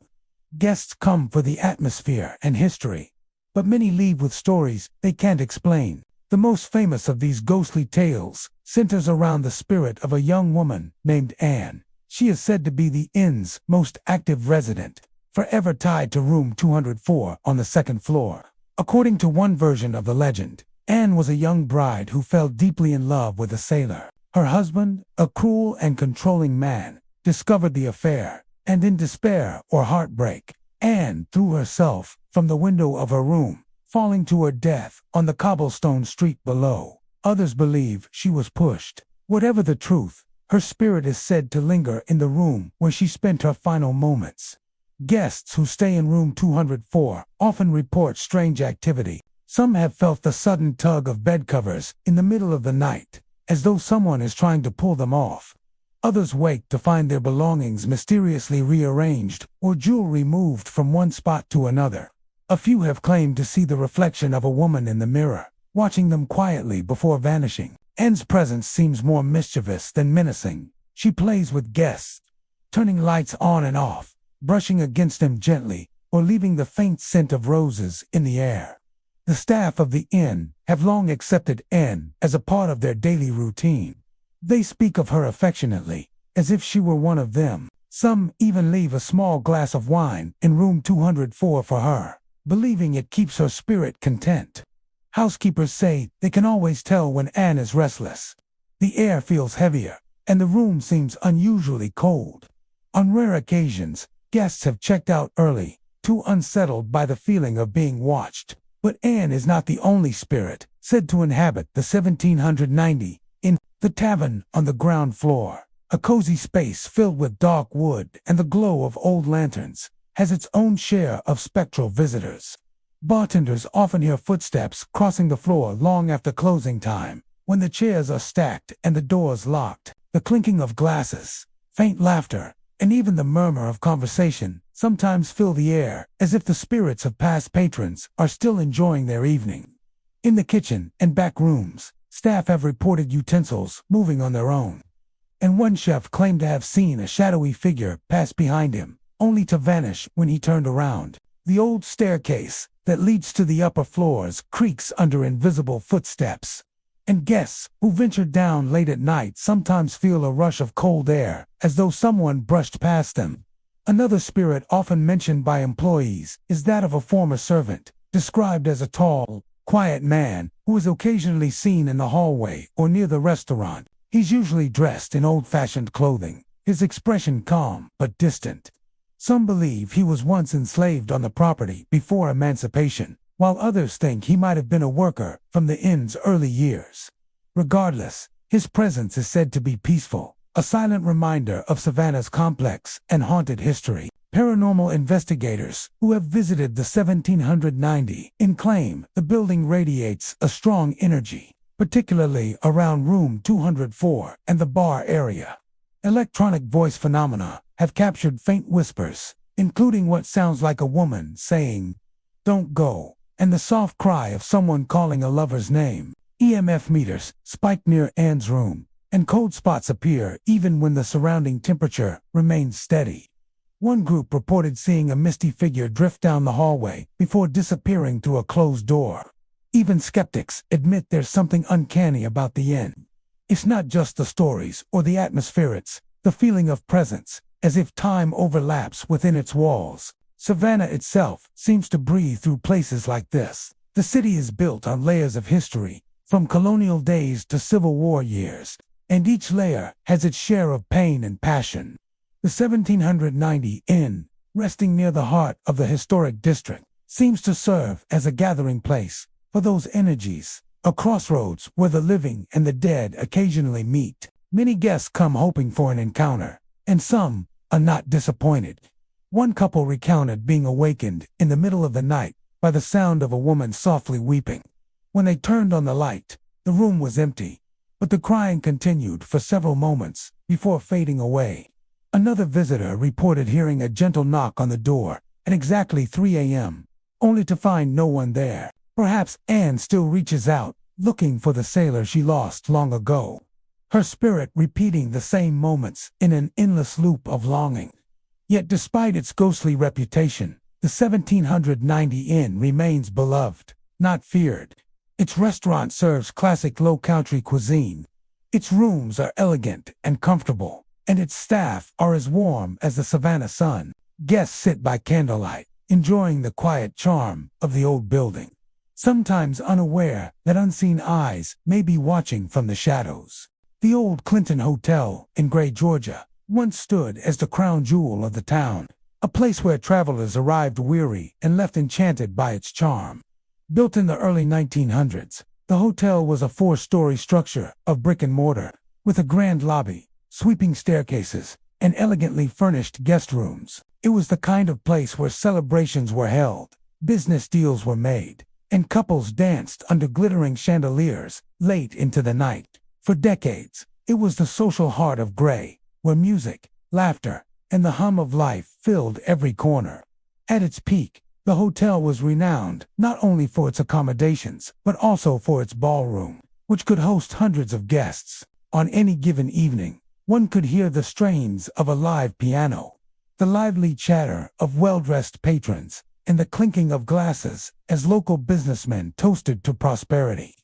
Weddings, proms, and community gatherings all passed through its doors, leaving behind a trail of memories embedded in the walls, floors, and ceilings. But as the decades passed and new hotels opened in nearby towns, the Clintons' popularity waned.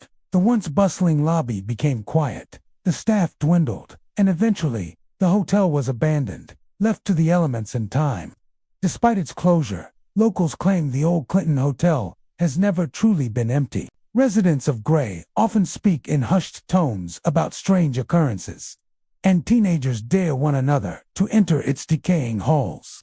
Some report hearing the echo of piano music drifting through the night, a melody as sweet and haunting as it must have been a century ago. Others describe the sound of laughter, so vivid that it seems a party is still in full swing within the vacant ballroom. One man recalled driving past on a quiet evening, hearing the faint clatter of a dancing couple, their steps perfectly timed to the distant music, yet seeing no one when he looked through the broken windows. The building itself carries an atmosphere that feels suspended in time. Peeling wallpaper and cracked plaster reveal glimpses of its former grandeur, while dust-covered furniture leans against walls as though waiting for guests who will never return. The grand staircase, once polished to a gleam, creaks under the lightest touch, and the air smells faintly of old wood and long-forgotten perfume. Some visitors claim to feel sudden chills as they approach the hotel, the temperature dropping inexplicably in certain spots, particularly near the ballroom and the lobby. Many reports speak of apparitions and shadowy figures moving behind the windows. One local shop owner told of seeing a couple in formal attire standing at the top of the stairs, their outlines hazy but unmistakable, frozen in a moment that seemed to belong to another era. Another resident described catching sight of a woman in a long, flowing gown walking slowly down the hall, disappearing as she passed through a wall. Children are said to run past the building at dusk, claiming to hear whispers and giggles that seem to follow them as they flee. The ballroom remains the epicenter of the reported activity.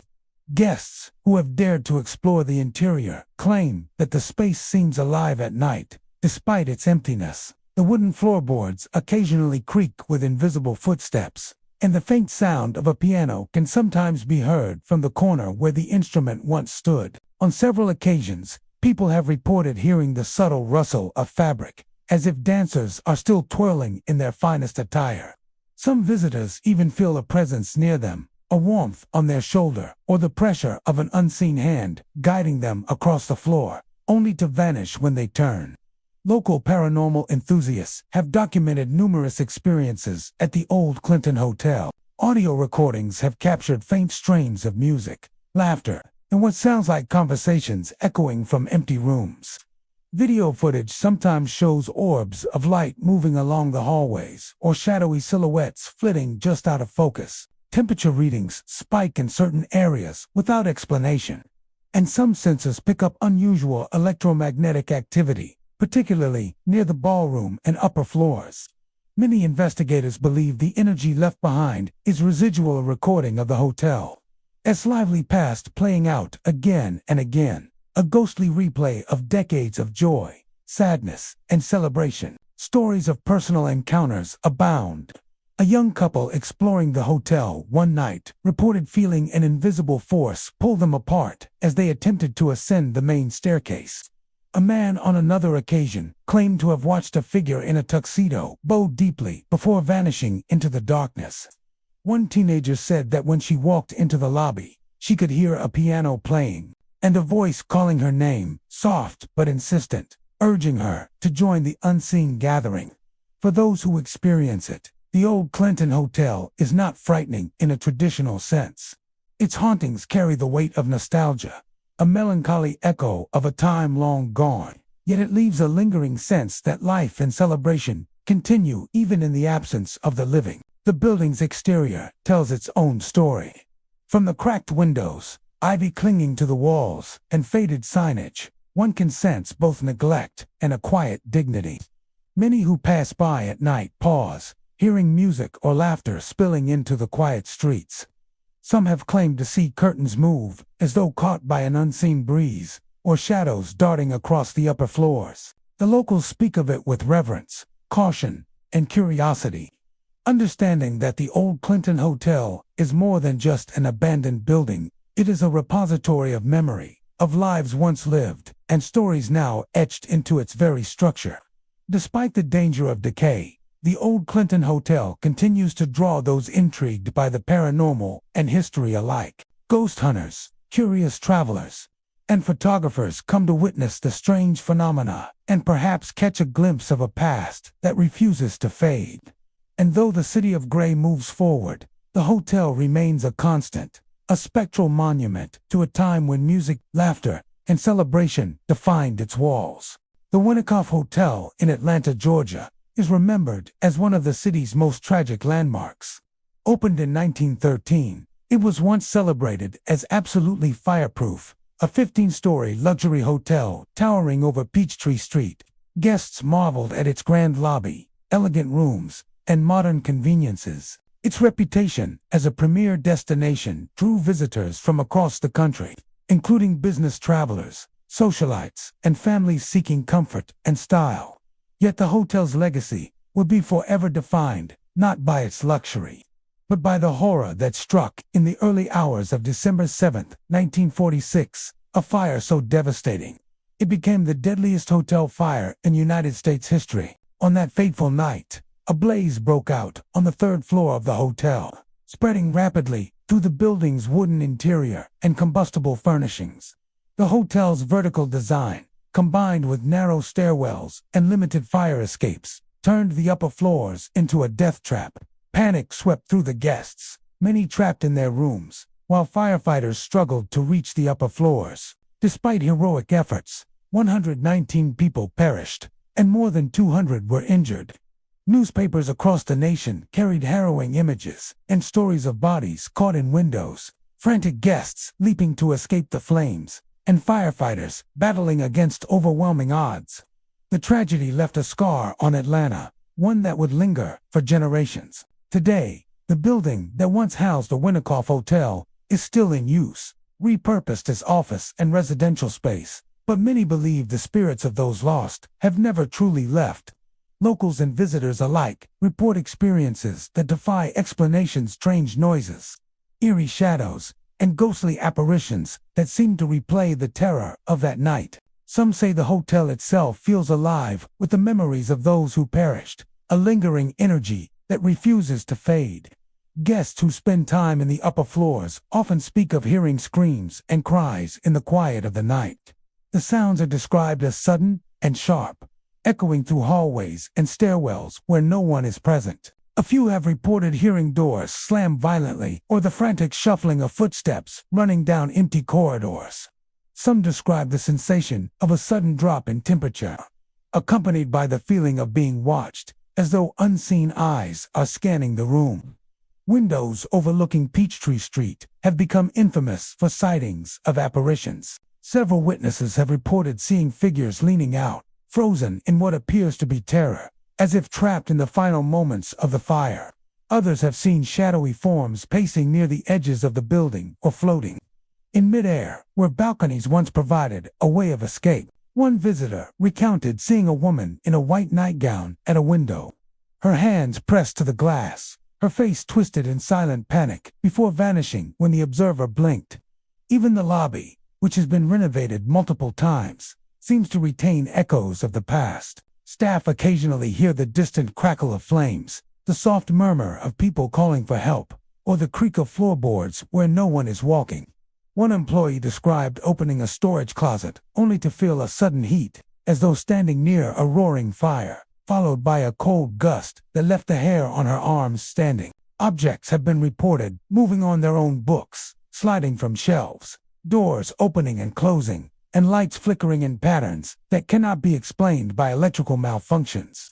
Paranormal investigators have documented unusual phenomena throughout the building. Electronic voice recordings sometimes capture cries for help, fragmented names, or whispers of indistinct phrases.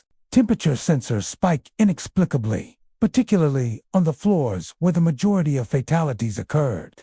Shadows caught on cameras seem to move independently, and some visitors claim to feel brushes of invisible hands or sudden pressure on their shoulders. Many investigators believe these occurrences are residual, a replay of the terror experienced during the 1946 fire, but some suggest the spirits are conscious, aware of those who enter the building. The tragic history of the Winterkoff Hotel has also led to stories of sympathetic or protective spirits.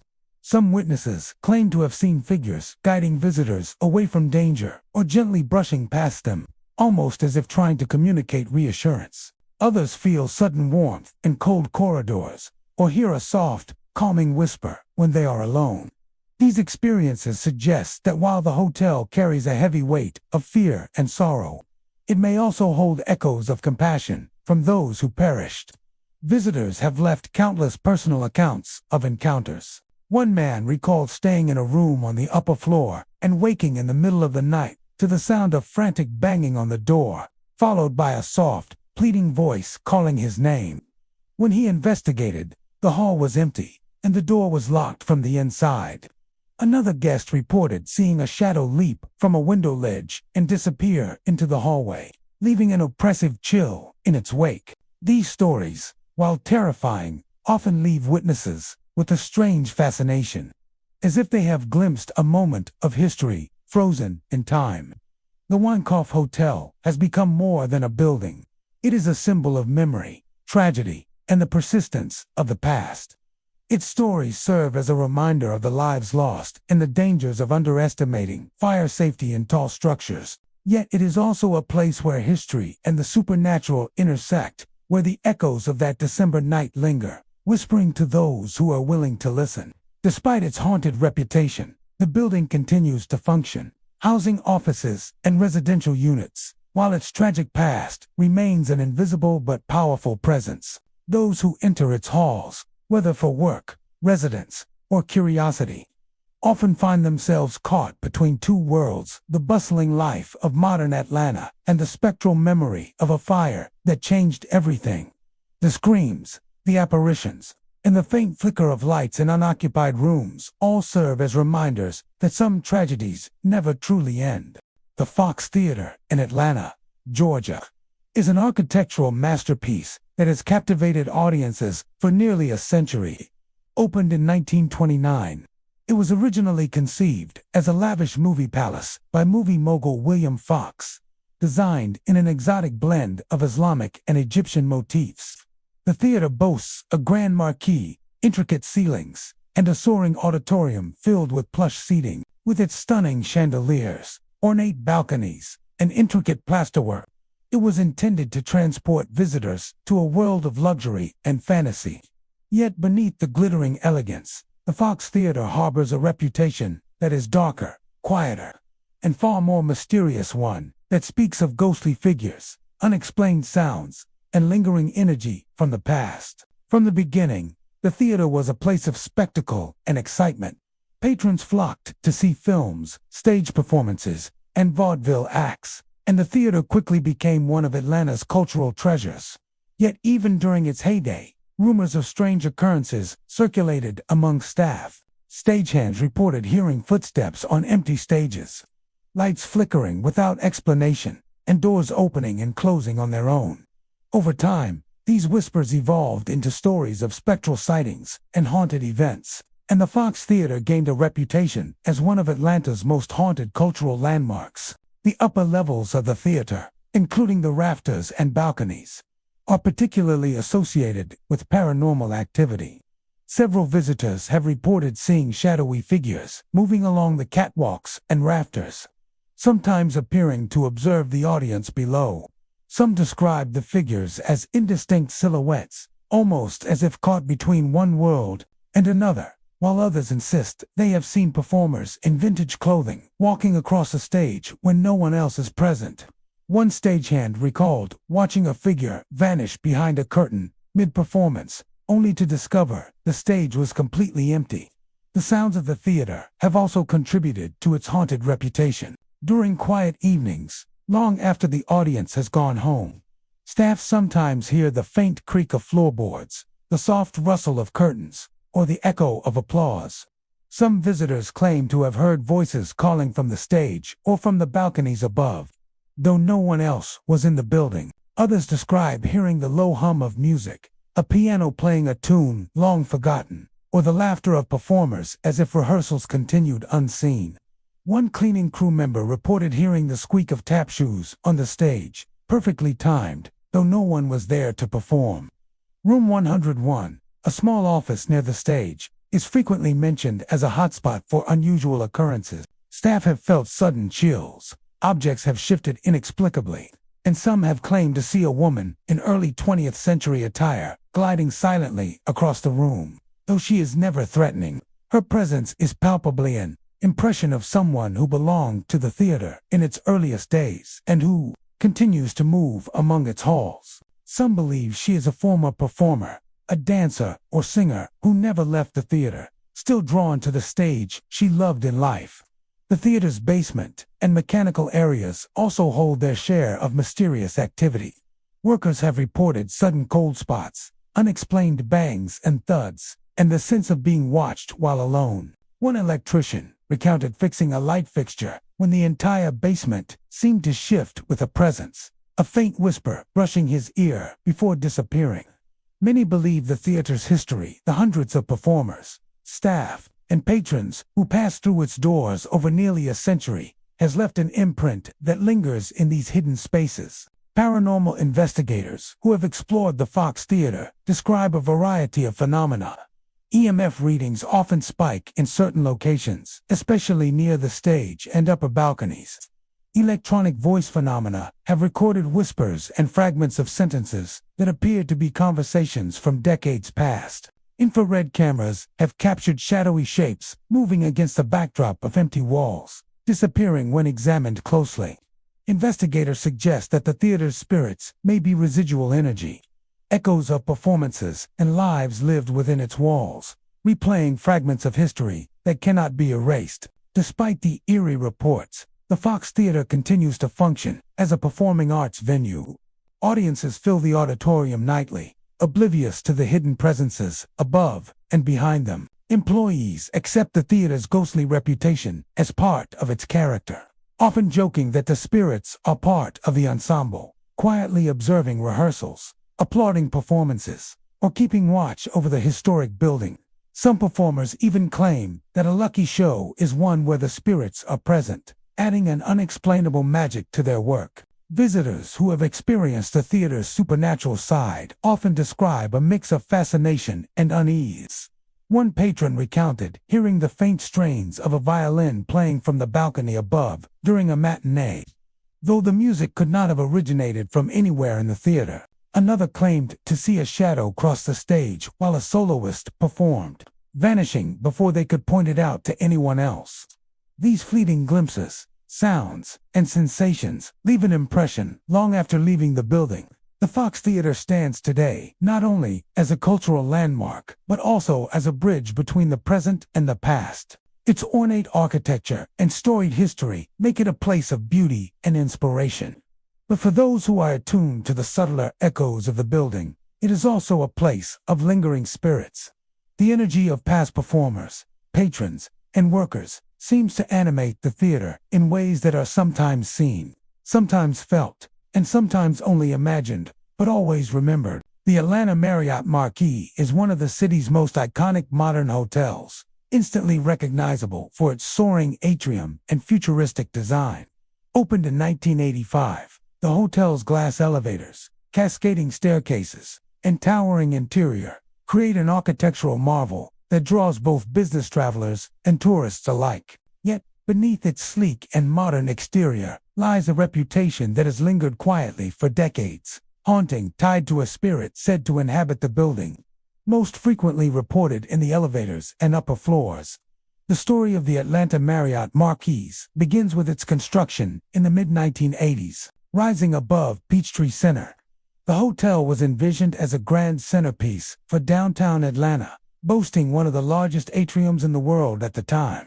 Its glass elevators glide above a vast open space, offering views that captivate guests, while the floors stretch upward like a canyon of steel and glass. The hotel quickly became a hub for conventions, weddings, and events, and its staff worked tirelessly to maintain the high standards expected of such a modern facility.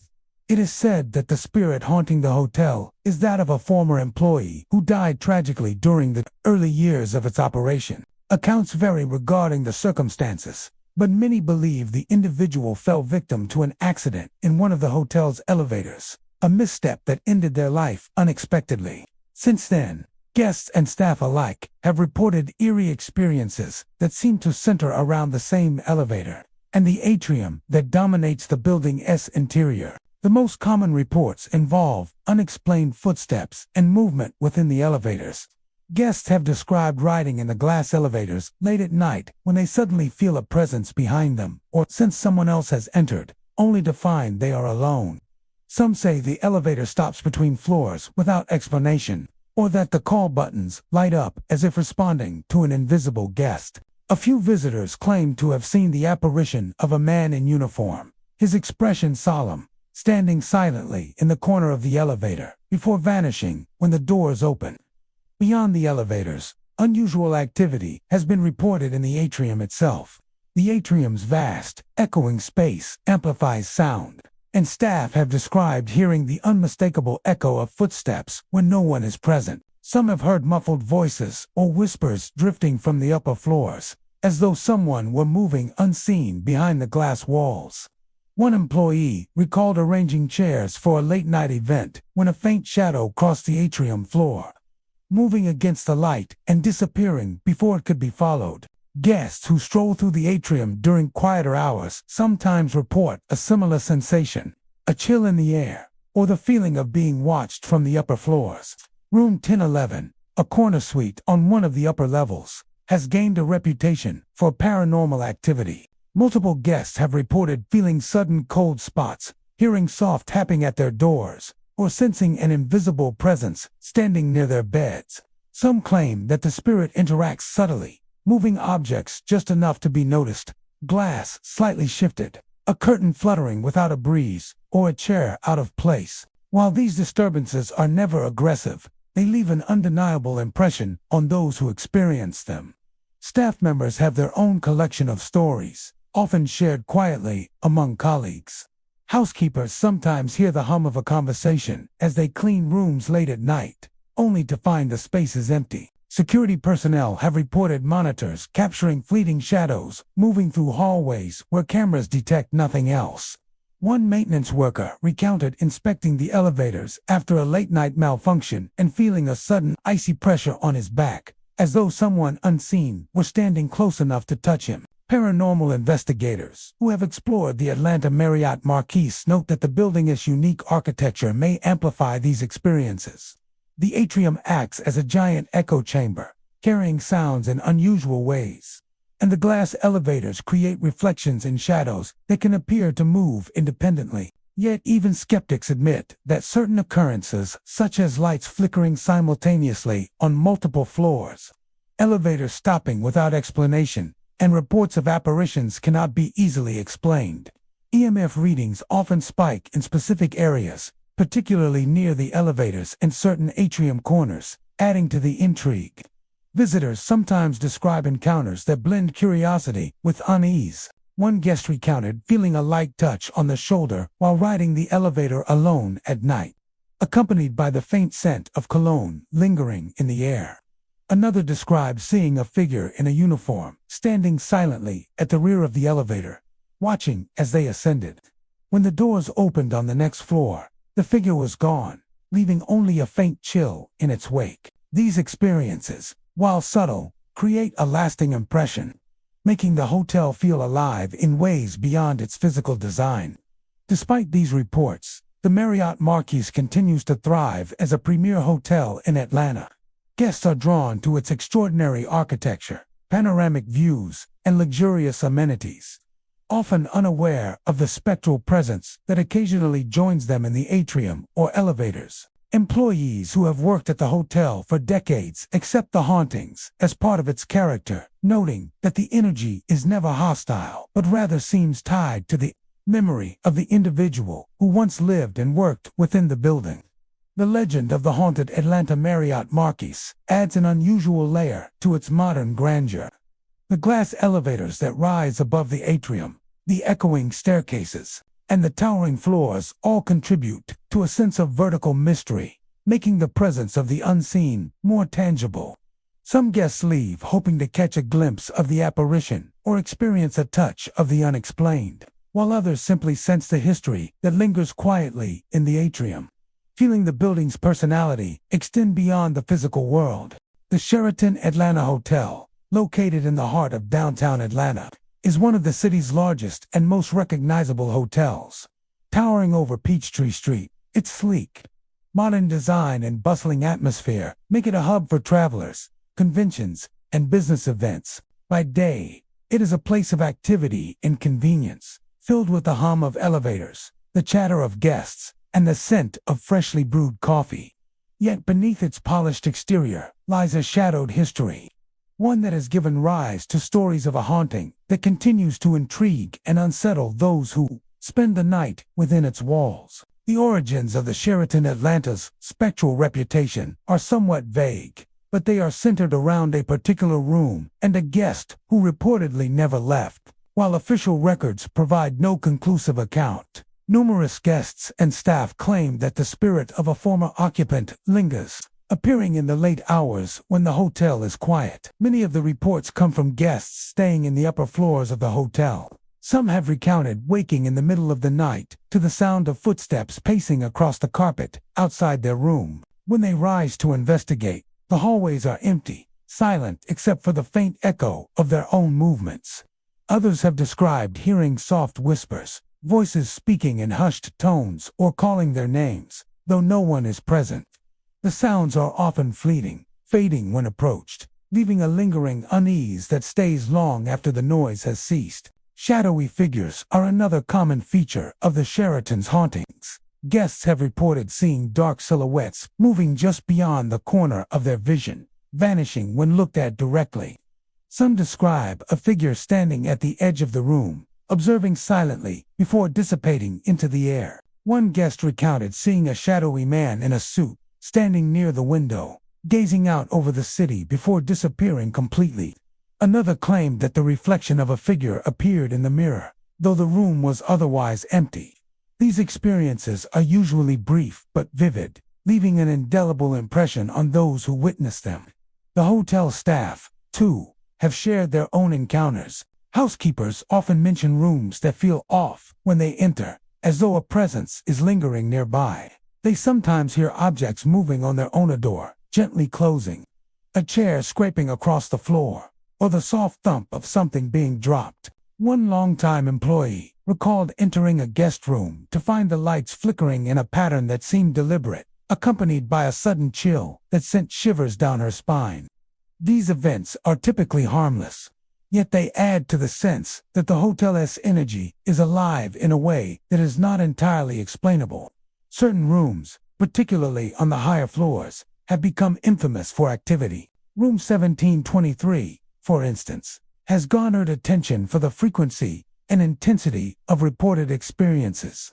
Guests there often describe the sensation of being watched, hearing footsteps in the hallway, and encountering inexplicable cold spots.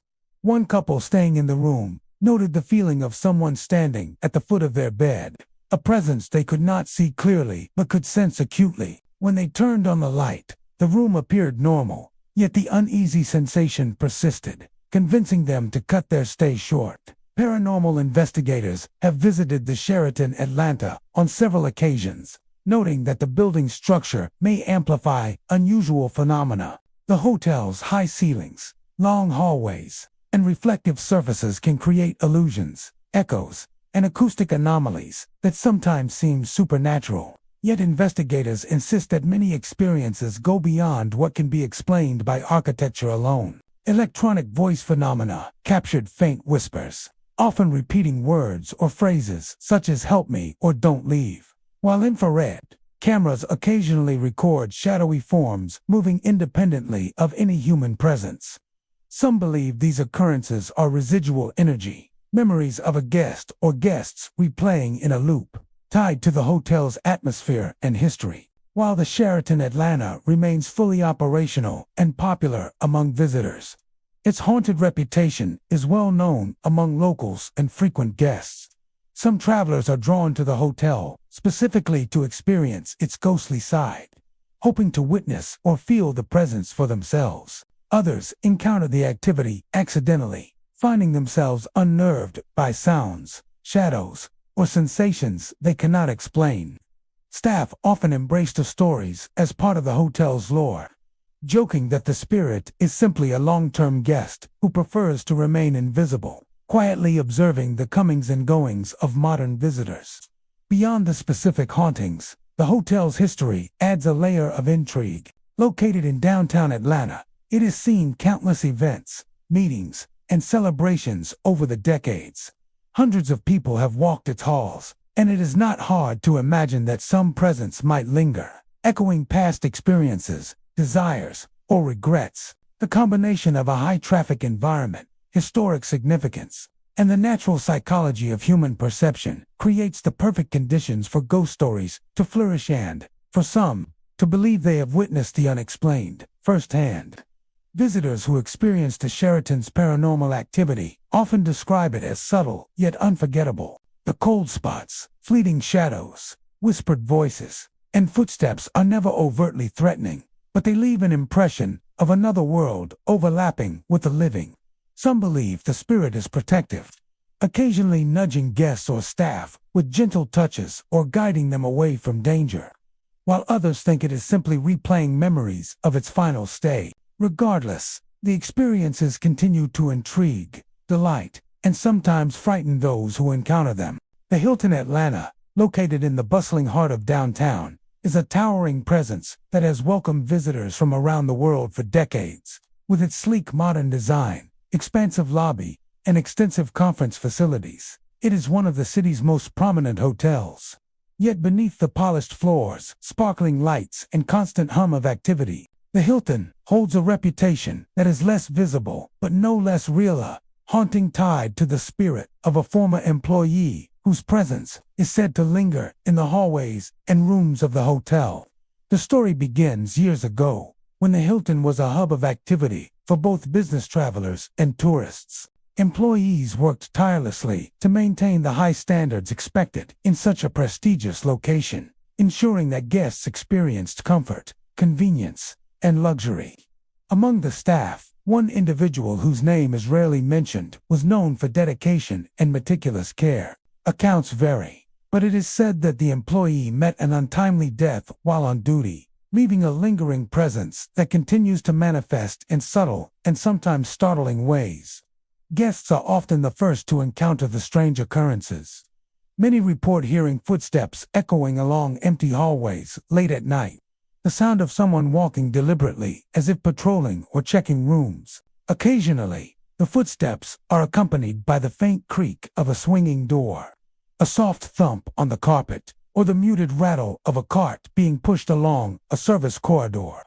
Those who investigate often find the hallways completely empty, yet the sounds persist, fading slowly as if the presence moves on to another area. Shadowy figures are another hallmark of the Hilton's reported haunting. One visitor reported a dark figure standing at the far end of a hallway, its posture upright and deliberate, as though observing the floor and its occupants. When the guest approached, the figure faded into the shadows, leaving only a chill in the air. Another recounted glimpsing an apparition of a man in a uniform, walking purposefully down the hall before disappearing behind a doorway that no longer exists in the current layout. Certain areas of the hotel are considered hotspots for paranormal activity. The upper floors, where the architecture narrows into long corridors with limited lighting, seem particularly prone to unexplained sounds and movements. Guests often report a sudden drop in temperature when passing through these sections, accompanied by a sense of being watched. One housekeeping staff member shared an experience of entering an empty room only to feel a hand brush against her shoulder, prompting her to spin around, yet no one was there. The sensation was fleeting but unmistakable, leaving her with the impression that the spirit was present but non-threatening. The lobby and service areas have also produced unusual experiences. While the Hilton's large, open spaces are filled with daily activity, quiet moments after midnight sometimes reveal eerie phenomena. Staff have heard the soft shuffle of footsteps moving across the polished marble floor, distant voices speaking in hushed tones, and the low hum of a door opening or closing when all entrances are secured. Some have seen objects shift, suddenly a chair slightly moved, a clipboard fallen from a counter, or a cleaning cart nudged forward without explanation. These incidents contribute to a sense that the former employee continues to navigate the hotel, performing duties long after life ended. Paranormal investigators who have explored the Hilton Atlanta note that the hotel's structure may amplify these experiences. Long hallways, reflective surfaces, and echoing spaces create conditions where sounds can travel in unusual ways. Yet even after accounting for architectural quirks, many encounters remain unexplained. Investigators have recorded footsteps, whispered words, and even fleeting images on infrared cameras, often in areas where no staff or guests were present. EMF readings frequently spike in the hallways and near certain rooms, lending credence to the idea that an unseen presence inhabits the building. Some visitors describe the haunting as subtle, almost like a lingering shadow of the past, rather than something overtly frightening. Guests have recounted the sensation of a watchful presence following them down the corridor, or the brief impression of someone walking behind them, vanishing when they look back. Others have seen the faint outline of a figure through a frosted glass panel, or at the far end of a dim hallway, disappearing before it can be approached.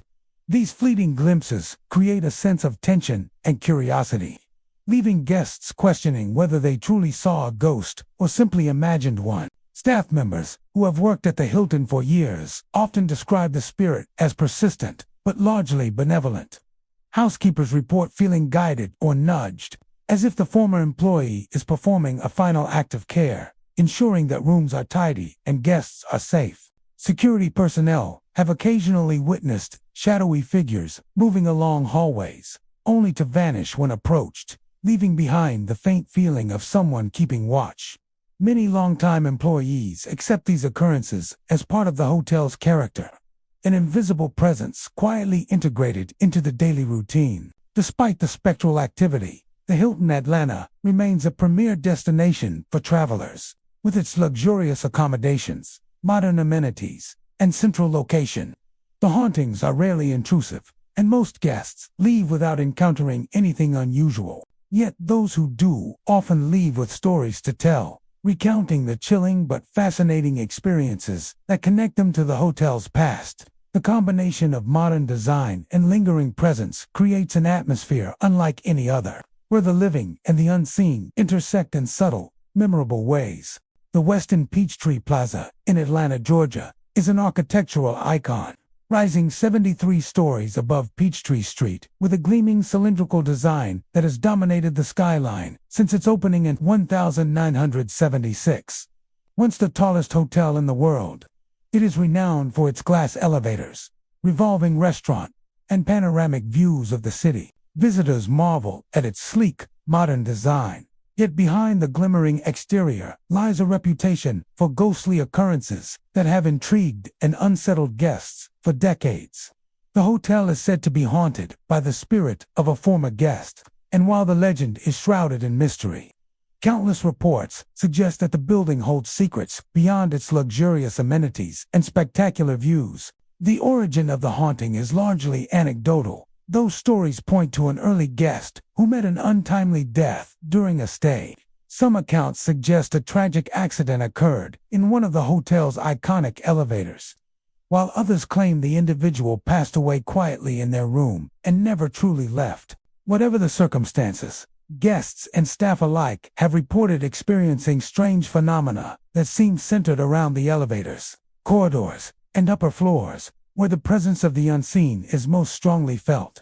Guests often recount unusual activity while riding the glass elevators, which glide along the exterior of the building and offer panoramic views of Atlanta below. Many describe hearing faint whispers, the creak of footsteps, or soft knocks, as though someone is pacing just behind them. Some say the elevator halts unexpectedly between floors, the lights flickering before resuming its ride. A number of visitors have claimed to see a shadowy figure standing in the corner of the elevator, silent and still, its outline blurred and indistinct. When the doors open, the figure vanishes without a trace, leaving only a chill in the air and a lingering sense of unease. The hotel's upper floors are another hotspot for paranormal activity. Guests report hearing doors opening and closing on floors with no occupants, the hum of distant voices, or footsteps echoing down long, empty corridors. Some have felt sudden drops in temperature, accompanied by the unmistakable sensation of being watched. One visitor recounted entering a suite late at night, only to feel an invisible presence standing near the window. The curtains rustled despite no breeze, and the faint outline of a shadow seemed to move just beyond their field of vision. By morning, the room appeared perfectly normal, leaving the guest questioning whether the experience had been real or imagined. Staff members have also encountered unusual occurrences. Housekeepers frequently mention rooms that feel different, where objects have shifted or lights flicker without explanation. Security personnel have reported monitors picking up shadows moving along hallways, only for the footage to show empty corridors upon review. One longtime employee described being in the service elevator when the car suddenly jolted and stopped mid-ride. He felt a cold hand brush against his arm, and a faint whisper seemed to murmur a warning before the elevator resumed its journey. Incidents like these have become part of the hotel's lore, shared quietly among staff and adding a layer of intrigue to the building's daily operations. The revolving restaurant, high atop the Westin, also carries its own eerie stories. Patrons dining late in the evening sometimes report hearing faint laughter or murmuring from empty tables, accompanied by the soft clatter of dishes that have long since been cleared. Others claim to see a shadow crossing the floor, moving just out of reach or disappearing when approached. The combination of height, reflective surfaces, and quiet late-night ambience seems to amplify the feeling that someone or something remains present in the hotel. Observing the world below, paranormal investigators who have explored the Westin Peachtree Plaza point to both residual and interactive phenomena. EMF readings frequently spike near the elevators and hallways, while electronic voice recordings have captured whispers, faint calls, or fragmented sentences. Infrared cameras occasionally detect shadowy forms moving independently of any guest or staff member, and temperature sensors pick up sudden fluctuations that cannot be explained by air conditioning systems alone. Some believe that the haunting is residual energy, a replay of the guest's final moments within the building, while others suggest a conscious spirit remains tethered to the hotel, moving quietly among its floors. Despite these stories, the Westin Peachtree Plaza remains one of Atlanta's most popular hotels, known for its modern amenities, luxurious accommodations, and breathtaking views. Most guests never experience anything unusual, and those who do often describe the encounters as subtle rather than threatening. Footsteps, whispers, and shadows are usually fleeting, leaving an impression that is more haunting than horrifying. Employees often treat these events with a mixture of respect and humor, joking that the spirit is simply a guest who prefers to remain in the building permanently, enjoying the views and the luxury indefinitely. Visitors who experience the hotel's paranormal activity often describe it as unforgettable. The sensation of being watched, the glimpse of a shadowy figure, or the inexplicable sounds create a sense of history and mystery that blends with the hotel's grandeur. Some speculate that the presence may even be protective, observing guests and staff without interfering, while others see it as a lingering imprint of a life abruptly ended. Regardless of interpretation, the haunting adds a layer of depth to the Westin Peachtree Plaza, reminding visitors that even modern buildings can carry the weight of history and memory. The Georgian Terrace Hotel in Atlanta, Georgia, stands as a testament to Southern elegance and historic charm. Opened in 1911, the hotel quickly became a symbol of luxury and sophistication, attracting celebrities, dignitaries, and travelers seeking comfort in the heart of the city. Its grand architecture, intricate moldings, and marble floors reflect a bygone era, while the sweeping staircases, glittering chandeliers, and ornate lobby exude a timeless allure. Yet beneath its refined appearance, the Georgian Terrace holds a reputation that goes beyond opulence, and reputation steeped in the paranormal, with whispers of a lingering presence that has captivated guests and staff alike for decades. The hotel's haunted reputation centers on the spirit of a former resident whose identity remains shrouded in mystery. Some accounts suggest it may have been a wealthy socialite or prominent guest who passed away during their stay, while others claim it was an employee who never left. Regardless of their background, those who have encountered this spectral presence describe experiences that are both subtle and unsettling, often beginning in the grand lobby or corridors adjacent to the hotel's public spaces. Guests frequently report hearing footsteps echoing through the lobby, especially in the late hours when the hotel is quiet. The sounds are described as deliberate, paced, and distinct, as if someone is walking purposefully across the marble floors. One visitor recounted sitting in the lobby, reading, late at night, when they suddenly heard the unmistakable creak of heels approaching. When they looked up, the space was empty, yet the footsteps continued, fading as if the presence moved on to another area. Others have described soft murmurs or whispers in the corners of their ears, voices calling out names or speaking indistinctly, only to vanish when fully attended to. The lobby is also the site of several reported apparitions. Guests have seen a figure, usually described as a woman in early 20th century attire, gliding silently through the space. Some claim that she appears near the hotel's entrance, as if welcoming arrivals or observing passersby, maintaining a connection to the life she once led within the hotel's walls.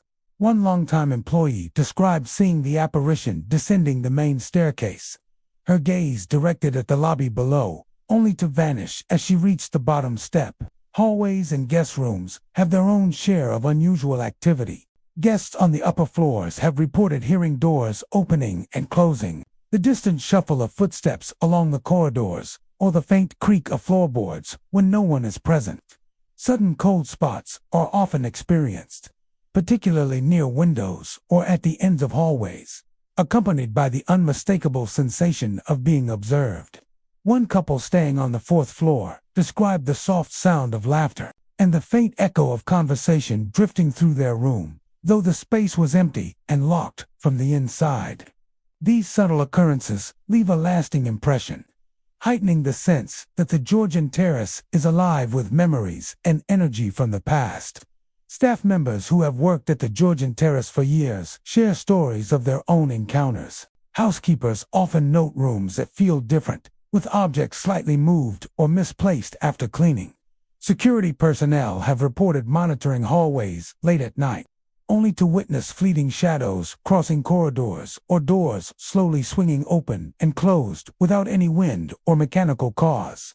One maintenance worker recounted entering a vacant room to investigate a faint sound, only to feel a sudden chill and the sensation of someone standing behind him, though when he turned, the space was empty.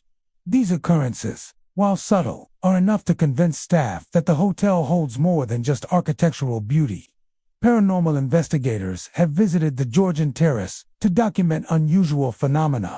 EMF readings occasionally spike in the lobby and select hallways, while infrared cameras have captured shadows that seem to move independently of any living occupant.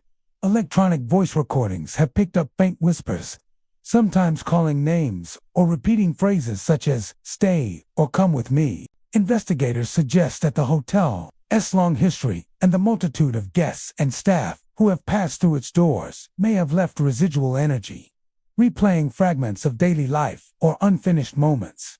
Others propose that the spirit is conscious, tethered to the hotel, and choosing to remain in areas where she felt most connected. Despite these ghostly accounts, the Georgian Terrace remains a thriving hotel, known for its historic charm, luxurious accommodations, and vibrant events. Most guests never encounter anything unusual, yet those who do often leave with stories that blur the line between reality and imagination. The reported presence is never aggressive. Instead, it seems curious or attentive, maintaining a quiet watch over the spaces she once knew. Staff sometimes joke that the apparition is the hotel's most dedicated guest, silently ensuring everything is in order, observing events, and moving through the halls as if the hotel were still hers. The hotel's ballroom, with its crystal chandeliers and polished floors, also features in accounts of paranormal activity. Guests attending late-night events have reported feeling a presence nearby, sensing a shadow moving along the edges of the room, or hearing the faint echo of dancing footsteps when the hall is otherwise silent. One evening, an event planner described setting up for a wedding reception when she felt a gentle touch on her shoulder, accompanied by a fleeting sense of someone standing beside her. When she turned, there was no one, leaving only the faint impression of a lingering spirit. At night, the Georgian Terrace Hotel takes on a different character. The grand lobby, illuminated by ornate chandeliers, feels vast and almost otherworldly. Corridors that once echoed with the footsteps of guests now seem to carry the faint sounds of the past. The shadowy figure appears and disappears. The soft creak of floors continues, and the whispers of a bygone era seem to linger in the corners of the hotel. The Georgian Terrace is not just a place to stay. It is a space where history and memory coexist, where elegance and the supernatural intersect, and where a presence from another time quietly watches over the building she once called home. The 12 Hotel in Atlanta, Georgia, stands out among the city's accommodations for its modern boutique charm, sleek design, and intimate atmosphere. Located in the vibrant Midtown district, it caters to travelers seeking a blend of contemporary luxury and personalized service. With its clean lines, stylish furnishings, and carefully curated aesthetic, the hotel provides a striking contrast to some of the older historic buildings in Atlanta. Yet beneath its polished exterior, the 12 Hotel carries a reputation that is far less visible, but equally compelling a reputation, steeped in the supernatural, tied to the spirit of a former guest who is said to linger in its hallways. The origins of the haunting are unclear, but stories suggest that a guest once passed away unexpectedly during a stay. Some accounts hint at a tragic accident in one of the rooms, while others suggest the individual had a strong personal connection to the building and has remained tethered to it ever since. Whatever the circumstances, numerous guests and staff have reported experiences that suggest the hotel is more than a collection of rooms and amenities. Unexplained footsteps, shifting shadows, and subtle sounds all contribute to the sense that someone or something still moves quietly through the space. Many of the reported encounters take place in the hallways. Guests have described walking to their rooms late at night when they hear the unmistakable sound of footsteps following them, yet no one appears behind them. Doors are sometimes heard opening or closing softly, as if someone is entering or leaving a room, only for the hallway to remain empty. A few have reported sudden chills or pressure in the air, a sensation of being watched without a visible cause. One guest recalled pausing mid-hallway after hearing a faint shuffle, only to see a shadow at the far end that vanished the moment they looked directly at it. The shadowy figure is another hallmark of the 12 hotels' reported haunting. Guests often describe it as a dark, indistinct shape, fleeting and difficult to focus on, but undeniably present. Some have seen it standing at the end of the hallway, silently observing before disappearing, while others claim to glimpse movement from the corner of their IA presence that vanishes when attention is turned toward. One visitor reported noticing the figure reflected in a mirror as they passed a corner, only for the hallway to be empty when they turned to investigate. The experiences are subtle, often brief, but they leave a lasting impression of something unseen lingering within the hotel's walls. Staff members have their own collection of experiences, particularly housekeeping and security personnel. Housekeepers often report rooms feeling different, with objects slightly out of place or minor disturbances, such as chairs nudged or items moved after they have cleaned.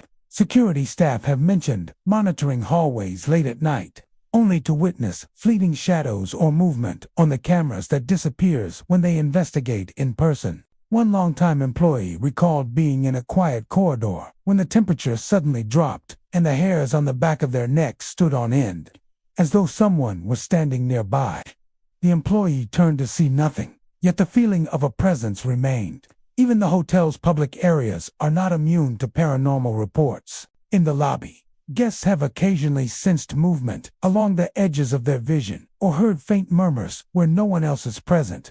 The soft hum of air conditioning or distant city traffic sometimes mingles with subtle, unexplained sounds, a door creaking, a low tap on the floor, or a whisper that fades as quickly as it comes. One guest attending a late-night event reported feeling a gentle brush against their shoulder while walking past an empty corridor, prompting them to glance around in surprise, though no one was nearby. These minor but uncanny incidents add to the hotel's reputation as a place where the past seems to linger alongside the present. Paranormal investigators who have explored the 12 hotel note that its design may accentuate the unusual experiences. Long, narrow hallways, reflective surfaces, and quiet corners create conditions where shadows and sounds can seem amplified. Yet, even when accounting for structural factors, many incidents remain unexplained.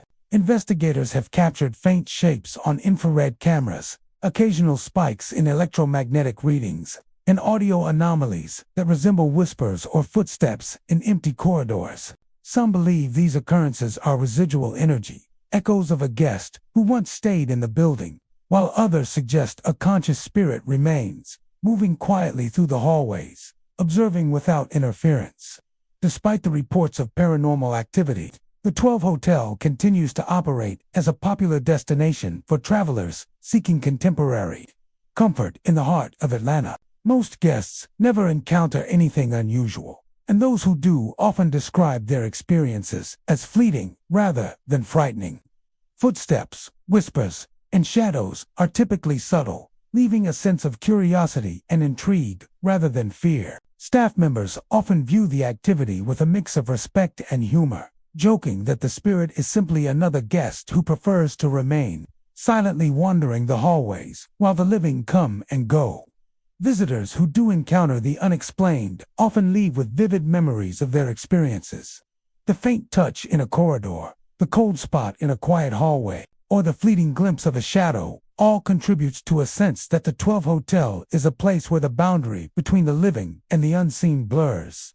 Some believe the presence is protective, keeping watch over the building and its guests, while others think it is a lingering echo of life abruptly interrupted, replaying in subtle ways that remind visitors of the past. The Renaissance Atlanta Midtown Hotel, situated in the vibrant heart of Midtown, stands as a modern beacon of comfort and sophistication. Its towering presence, sleek design, and luxurious amenities make it a preferred destination for business travelers, tourists, and event-goers alike. Yet beyond its polished floors, sparkling lobby, and bustling conference spaces, the hotel harbors a reputation that has intrigued both visitors and staff for years. It is said to be haunted by the spirit of a former employee, and over time, reports of unexplained phenomena have woven a quiet but persistent thread of mystery through its contemporary elegance. The origins of the haunting are linked to a long-term employee who dedicated years of service to the hotel. Accounts vary regarding the circumstances of their death, with some suggesting a tragic accident within the building and others claiming an unexpected passing while on duty. Regardless of the specifics, many agree that the individual's presence did not leave when life ended. Since then, staff and guests have reported experiencing unusual activity, particularly in the elevators, hallways, and select guest rooms, giving rise to the hotel's haunted reputation. The elevators are central to many accounts of the supernatural. Guests riding the glass elevators late at night often describe feeling a sudden shift in the atmosphere, a distinct chill, or the sensation of another presence sharing the small space. Some report hearing soft, deliberate footsteps behind them, even when no one is visible, while others claim the elevators occasionally pause between floors without any mechanical explanation. Several visitors have recounted seeing a shadowy figure standing in the corner of the car, silent and still, disappearing the instant the doors open. These experiences are often fleeting but leave a lasting impression of something unseen moving quietly within the building. Hallways and corridors are also frequent sites of paranormal encounters. Guests walking to their rooms after midnight sometimes hear the unmistakable sound of footsteps echoing along empty corridors. Doors may creak open or shut without any wind or human interference, and soft murmurs can be heard, indistinct but persistent, fading when approached. One guest staying on an upper floor described a sudden drop in temperature while passing a long hallway, accompanied by a fleeting feeling of being watched. Turning around yielded nothing, yet the sense of presence lingered.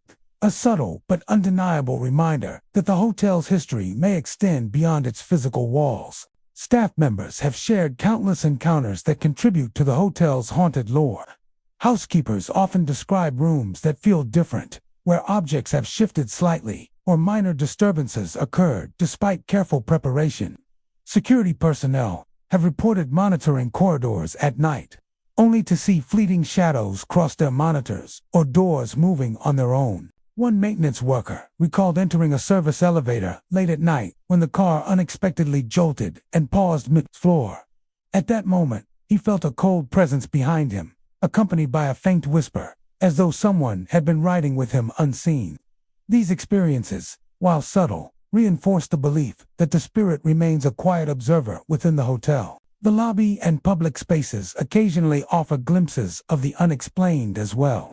Guests lingering in the lounge late in the evening sometimes feel an inexplicable pressure or movement nearby. Shadows appear at the edges of vision, disappearing when looked at directly. Soft noises, such as tapping or murmurs, have been reported, as if the energy of past guests or staff continues to echo through the marble floors and glass walls. Some visitors have claimed that the apparition moves with purpose, almost performing the same tasks once carried out during life walking hallways. Observing guests or patrolling the spaces of the hotel. Paranormal investigators who have explored the Renaissance Atlanta Midtown Hotel note that the building's design may amplify some of these occurrences. Long corridors, reflective surfaces, and quiet corners create conditions in which shadows and sounds can appear more pronounced. Yet even with structural explanations, many experiences remain unexplained. Investigators have recorded sudden spikes in electromagnetic fields, captured shadowy forms on infrared cameras, and documented audio anomalies resembling whispered words or soft footsteps.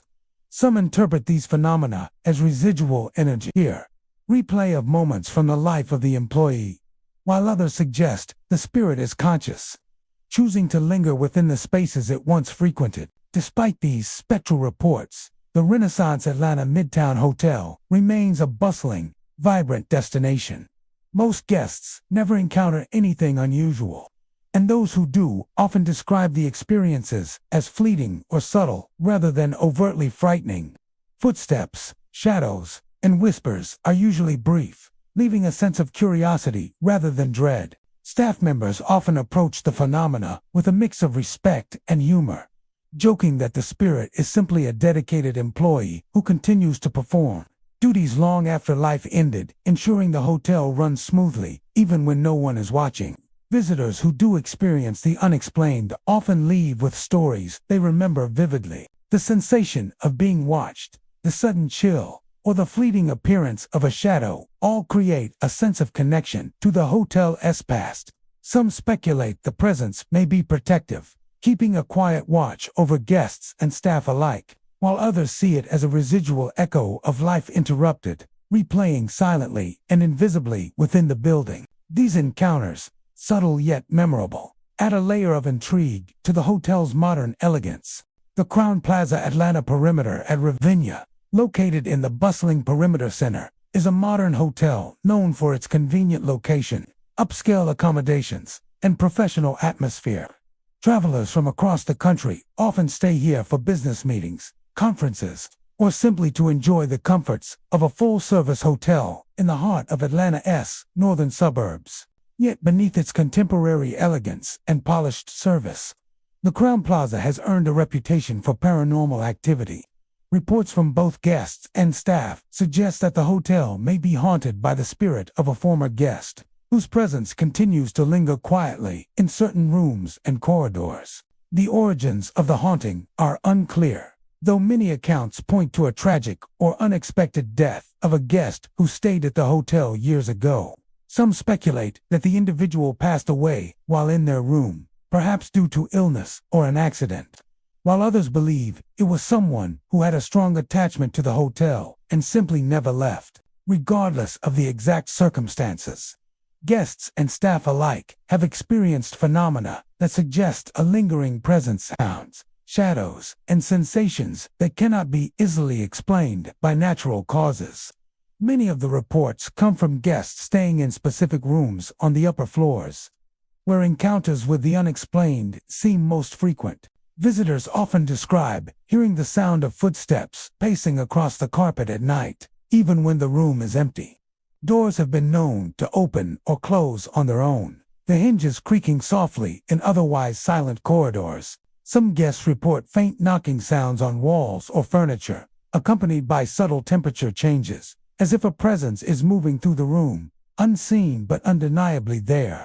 One couple recounted feeling the unmistakable sensation of someone sitting on the edge of their bed, only to look up and find the room completely vacant. Shadowy figures are another common occurrence at the Crowne Plaza Perimeter at Ravinia. Guests often describe fleeting silhouettes that appear just beyond the corner of their vision, vanishing when directly observed. One visitor saw a dark figure standing near the window of their room, staring out over the parking lot below, only for it to dissolve into thin air when approached. Another reported seeing a shadow cross the hallway outside their door, moving with a slow, deliberate pace before disappearing around the corner. These sightings are typically brief but strikingly vivid, leaving a lasting impression that some presence remains within the building. Staff members also have their share of encounters. Housekeepers often note rooms that feel different, where objects seem slightly out of place after being cleaned. Security personnel have reported monitoring empty hallways late at night, only to catch fleeting movements on surveillance cameras that vanish upon closer inspection. One maintenance worker described entering a guest room to perform routine checks and feeling an icy chill as though someone was standing behind them. Turning quickly yielded no one, yet the sensation of being observed remained, a subtle but unmistakable presence that seems tied to the hotel's history. Even the public areas of the hotel are not immune to unexplained phenomena. Guests lingering in the lobby late at night sometimes hear soft footsteps echoing along the polished floors or notice faint, indistinct murmurs that cannot be attributed to other patrons. The gentle hum of the air conditioning or distant sounds from nearby traffic occasionally blend with subtle, unexplainable noises. The soft thud of a door, a muted tap on the floor, or the whisper of voices that fade as quickly as they arrive. Many who experience these moments describe them as fleeting yet memorable, creating a sense of mystery that lingers long after they leave the building.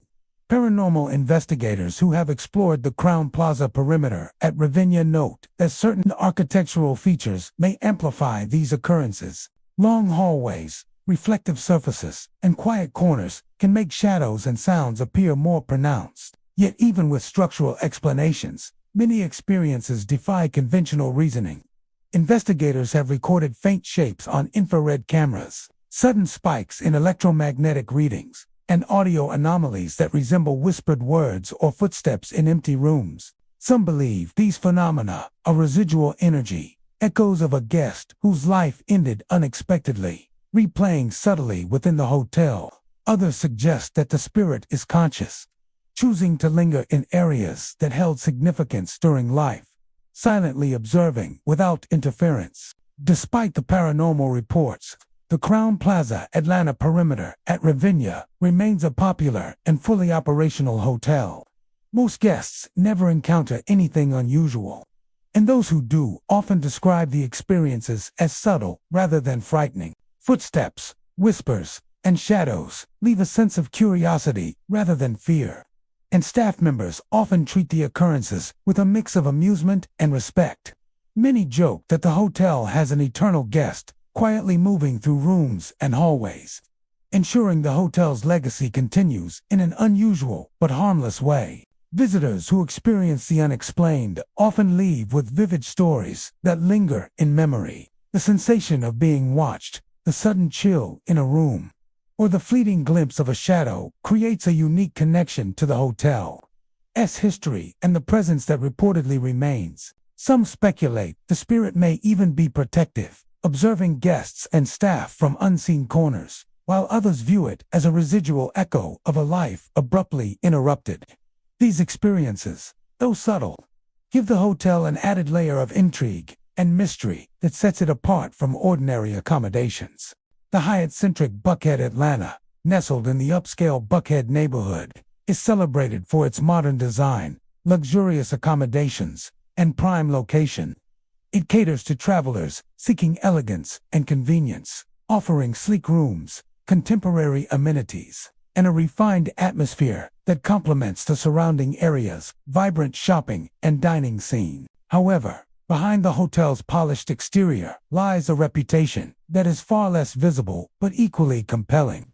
For years, guests and staff have reported strange occurrences that suggest the presence of a spirit, believed to be a former employee whose connection to the hotel endures long after life. The origins of the haunting are rooted in a tragic story, though details are sparse and often vary between accounts. Some say the employee dedicated years of service to the hotel and passed away unexpectedly while on duty. Others suggest a more mysterious end, perhaps an accident within the building or an unforeseen medical event. Whatever the circumstances, those who have encountered the unexplained describe experiences that are subtle, fleeting, and unnerving, a combination of sounds, sights, and sensations that suggest a lingering presence moving quietly through the hotel. Guests frequently report hearing footsteps echoing through the hallways, especially during late-night hours when the hotel is quiet. The sounds are often described as deliberate, paced, and distinct, as if someone is walking purposefully along the corridor. Doors have been known to open and close by themselves, accompanied by the soft creak of hinges. Some visitors have reported faint tapping sounds on walls of furniture, and occasional sudden temperature drops, creating an eerie atmosphere that feels both real and intangible. One guest recounted feeling the sensation of someone walking behind them as they moved down a long hallway, only to turn around and find it empty, leaving a lingering sense that the spirit was observing from just out of reach. Shadowy figures are another hallmark of the Hyatt-centric Buckhead, Atlanta's reported haunting. Guests often describe seeing dark, indistinct shapes at the edge of their vision, disappearing when they attempt to focus on them. One visitor reported glimpsing a figure standing at the far end of a hallway, its outline tall and upright, before it vanished without warning. Another guest saw a shadowy silhouette near the elevators, moving slowly before fading as the doors opened. These fleeting glimpses are usually brief, yet their impact is lasting, creating an unsettling feeling that the hotel is not entirely empty, even during the quietest hours. Staff members who work at the Hyatt-centric Buckhead, Atlanta, also share experiences that reinforce the hotel's haunted reputation. Housekeepers often note rooms that feel different after cleaning, with objects subtly out of place or minor disturbances occurring despite careful preparation. Security personnel monitoring empty corridors late at night have occasionally witnessed fleeting movements on surveillance cameras, shadows crossing the hallway only to disappear when investigated. One maintenance worker described entering a service corridor to check a problem with the lighting, only to feel a sudden chill and the sensation of someone standing behind him. Turning around revealed nothing, yet the feeling of being watched persisted, a quiet, lingering presence that seemed both patient and observant. Even the public areas of the hotel, such as the lobby and lounge, are not immune to unexplained occurrences. Guests spending late nights in these spaces have reported subtle movements or sounds that cannot be easily explained.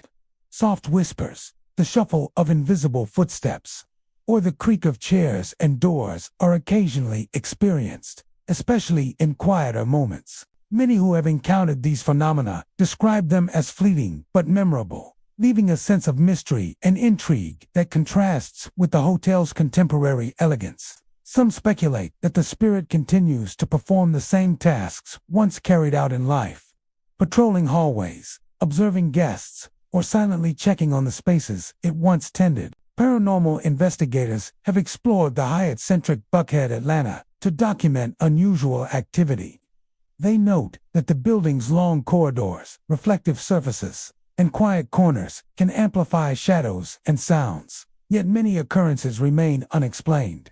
Infrared cameras have captured shadowy forms moving independently of any visible person. EMF readings have spiked in hallways, and audio anomalies resembling whispers or footsteps have been recorded in rooms that were otherwise empty.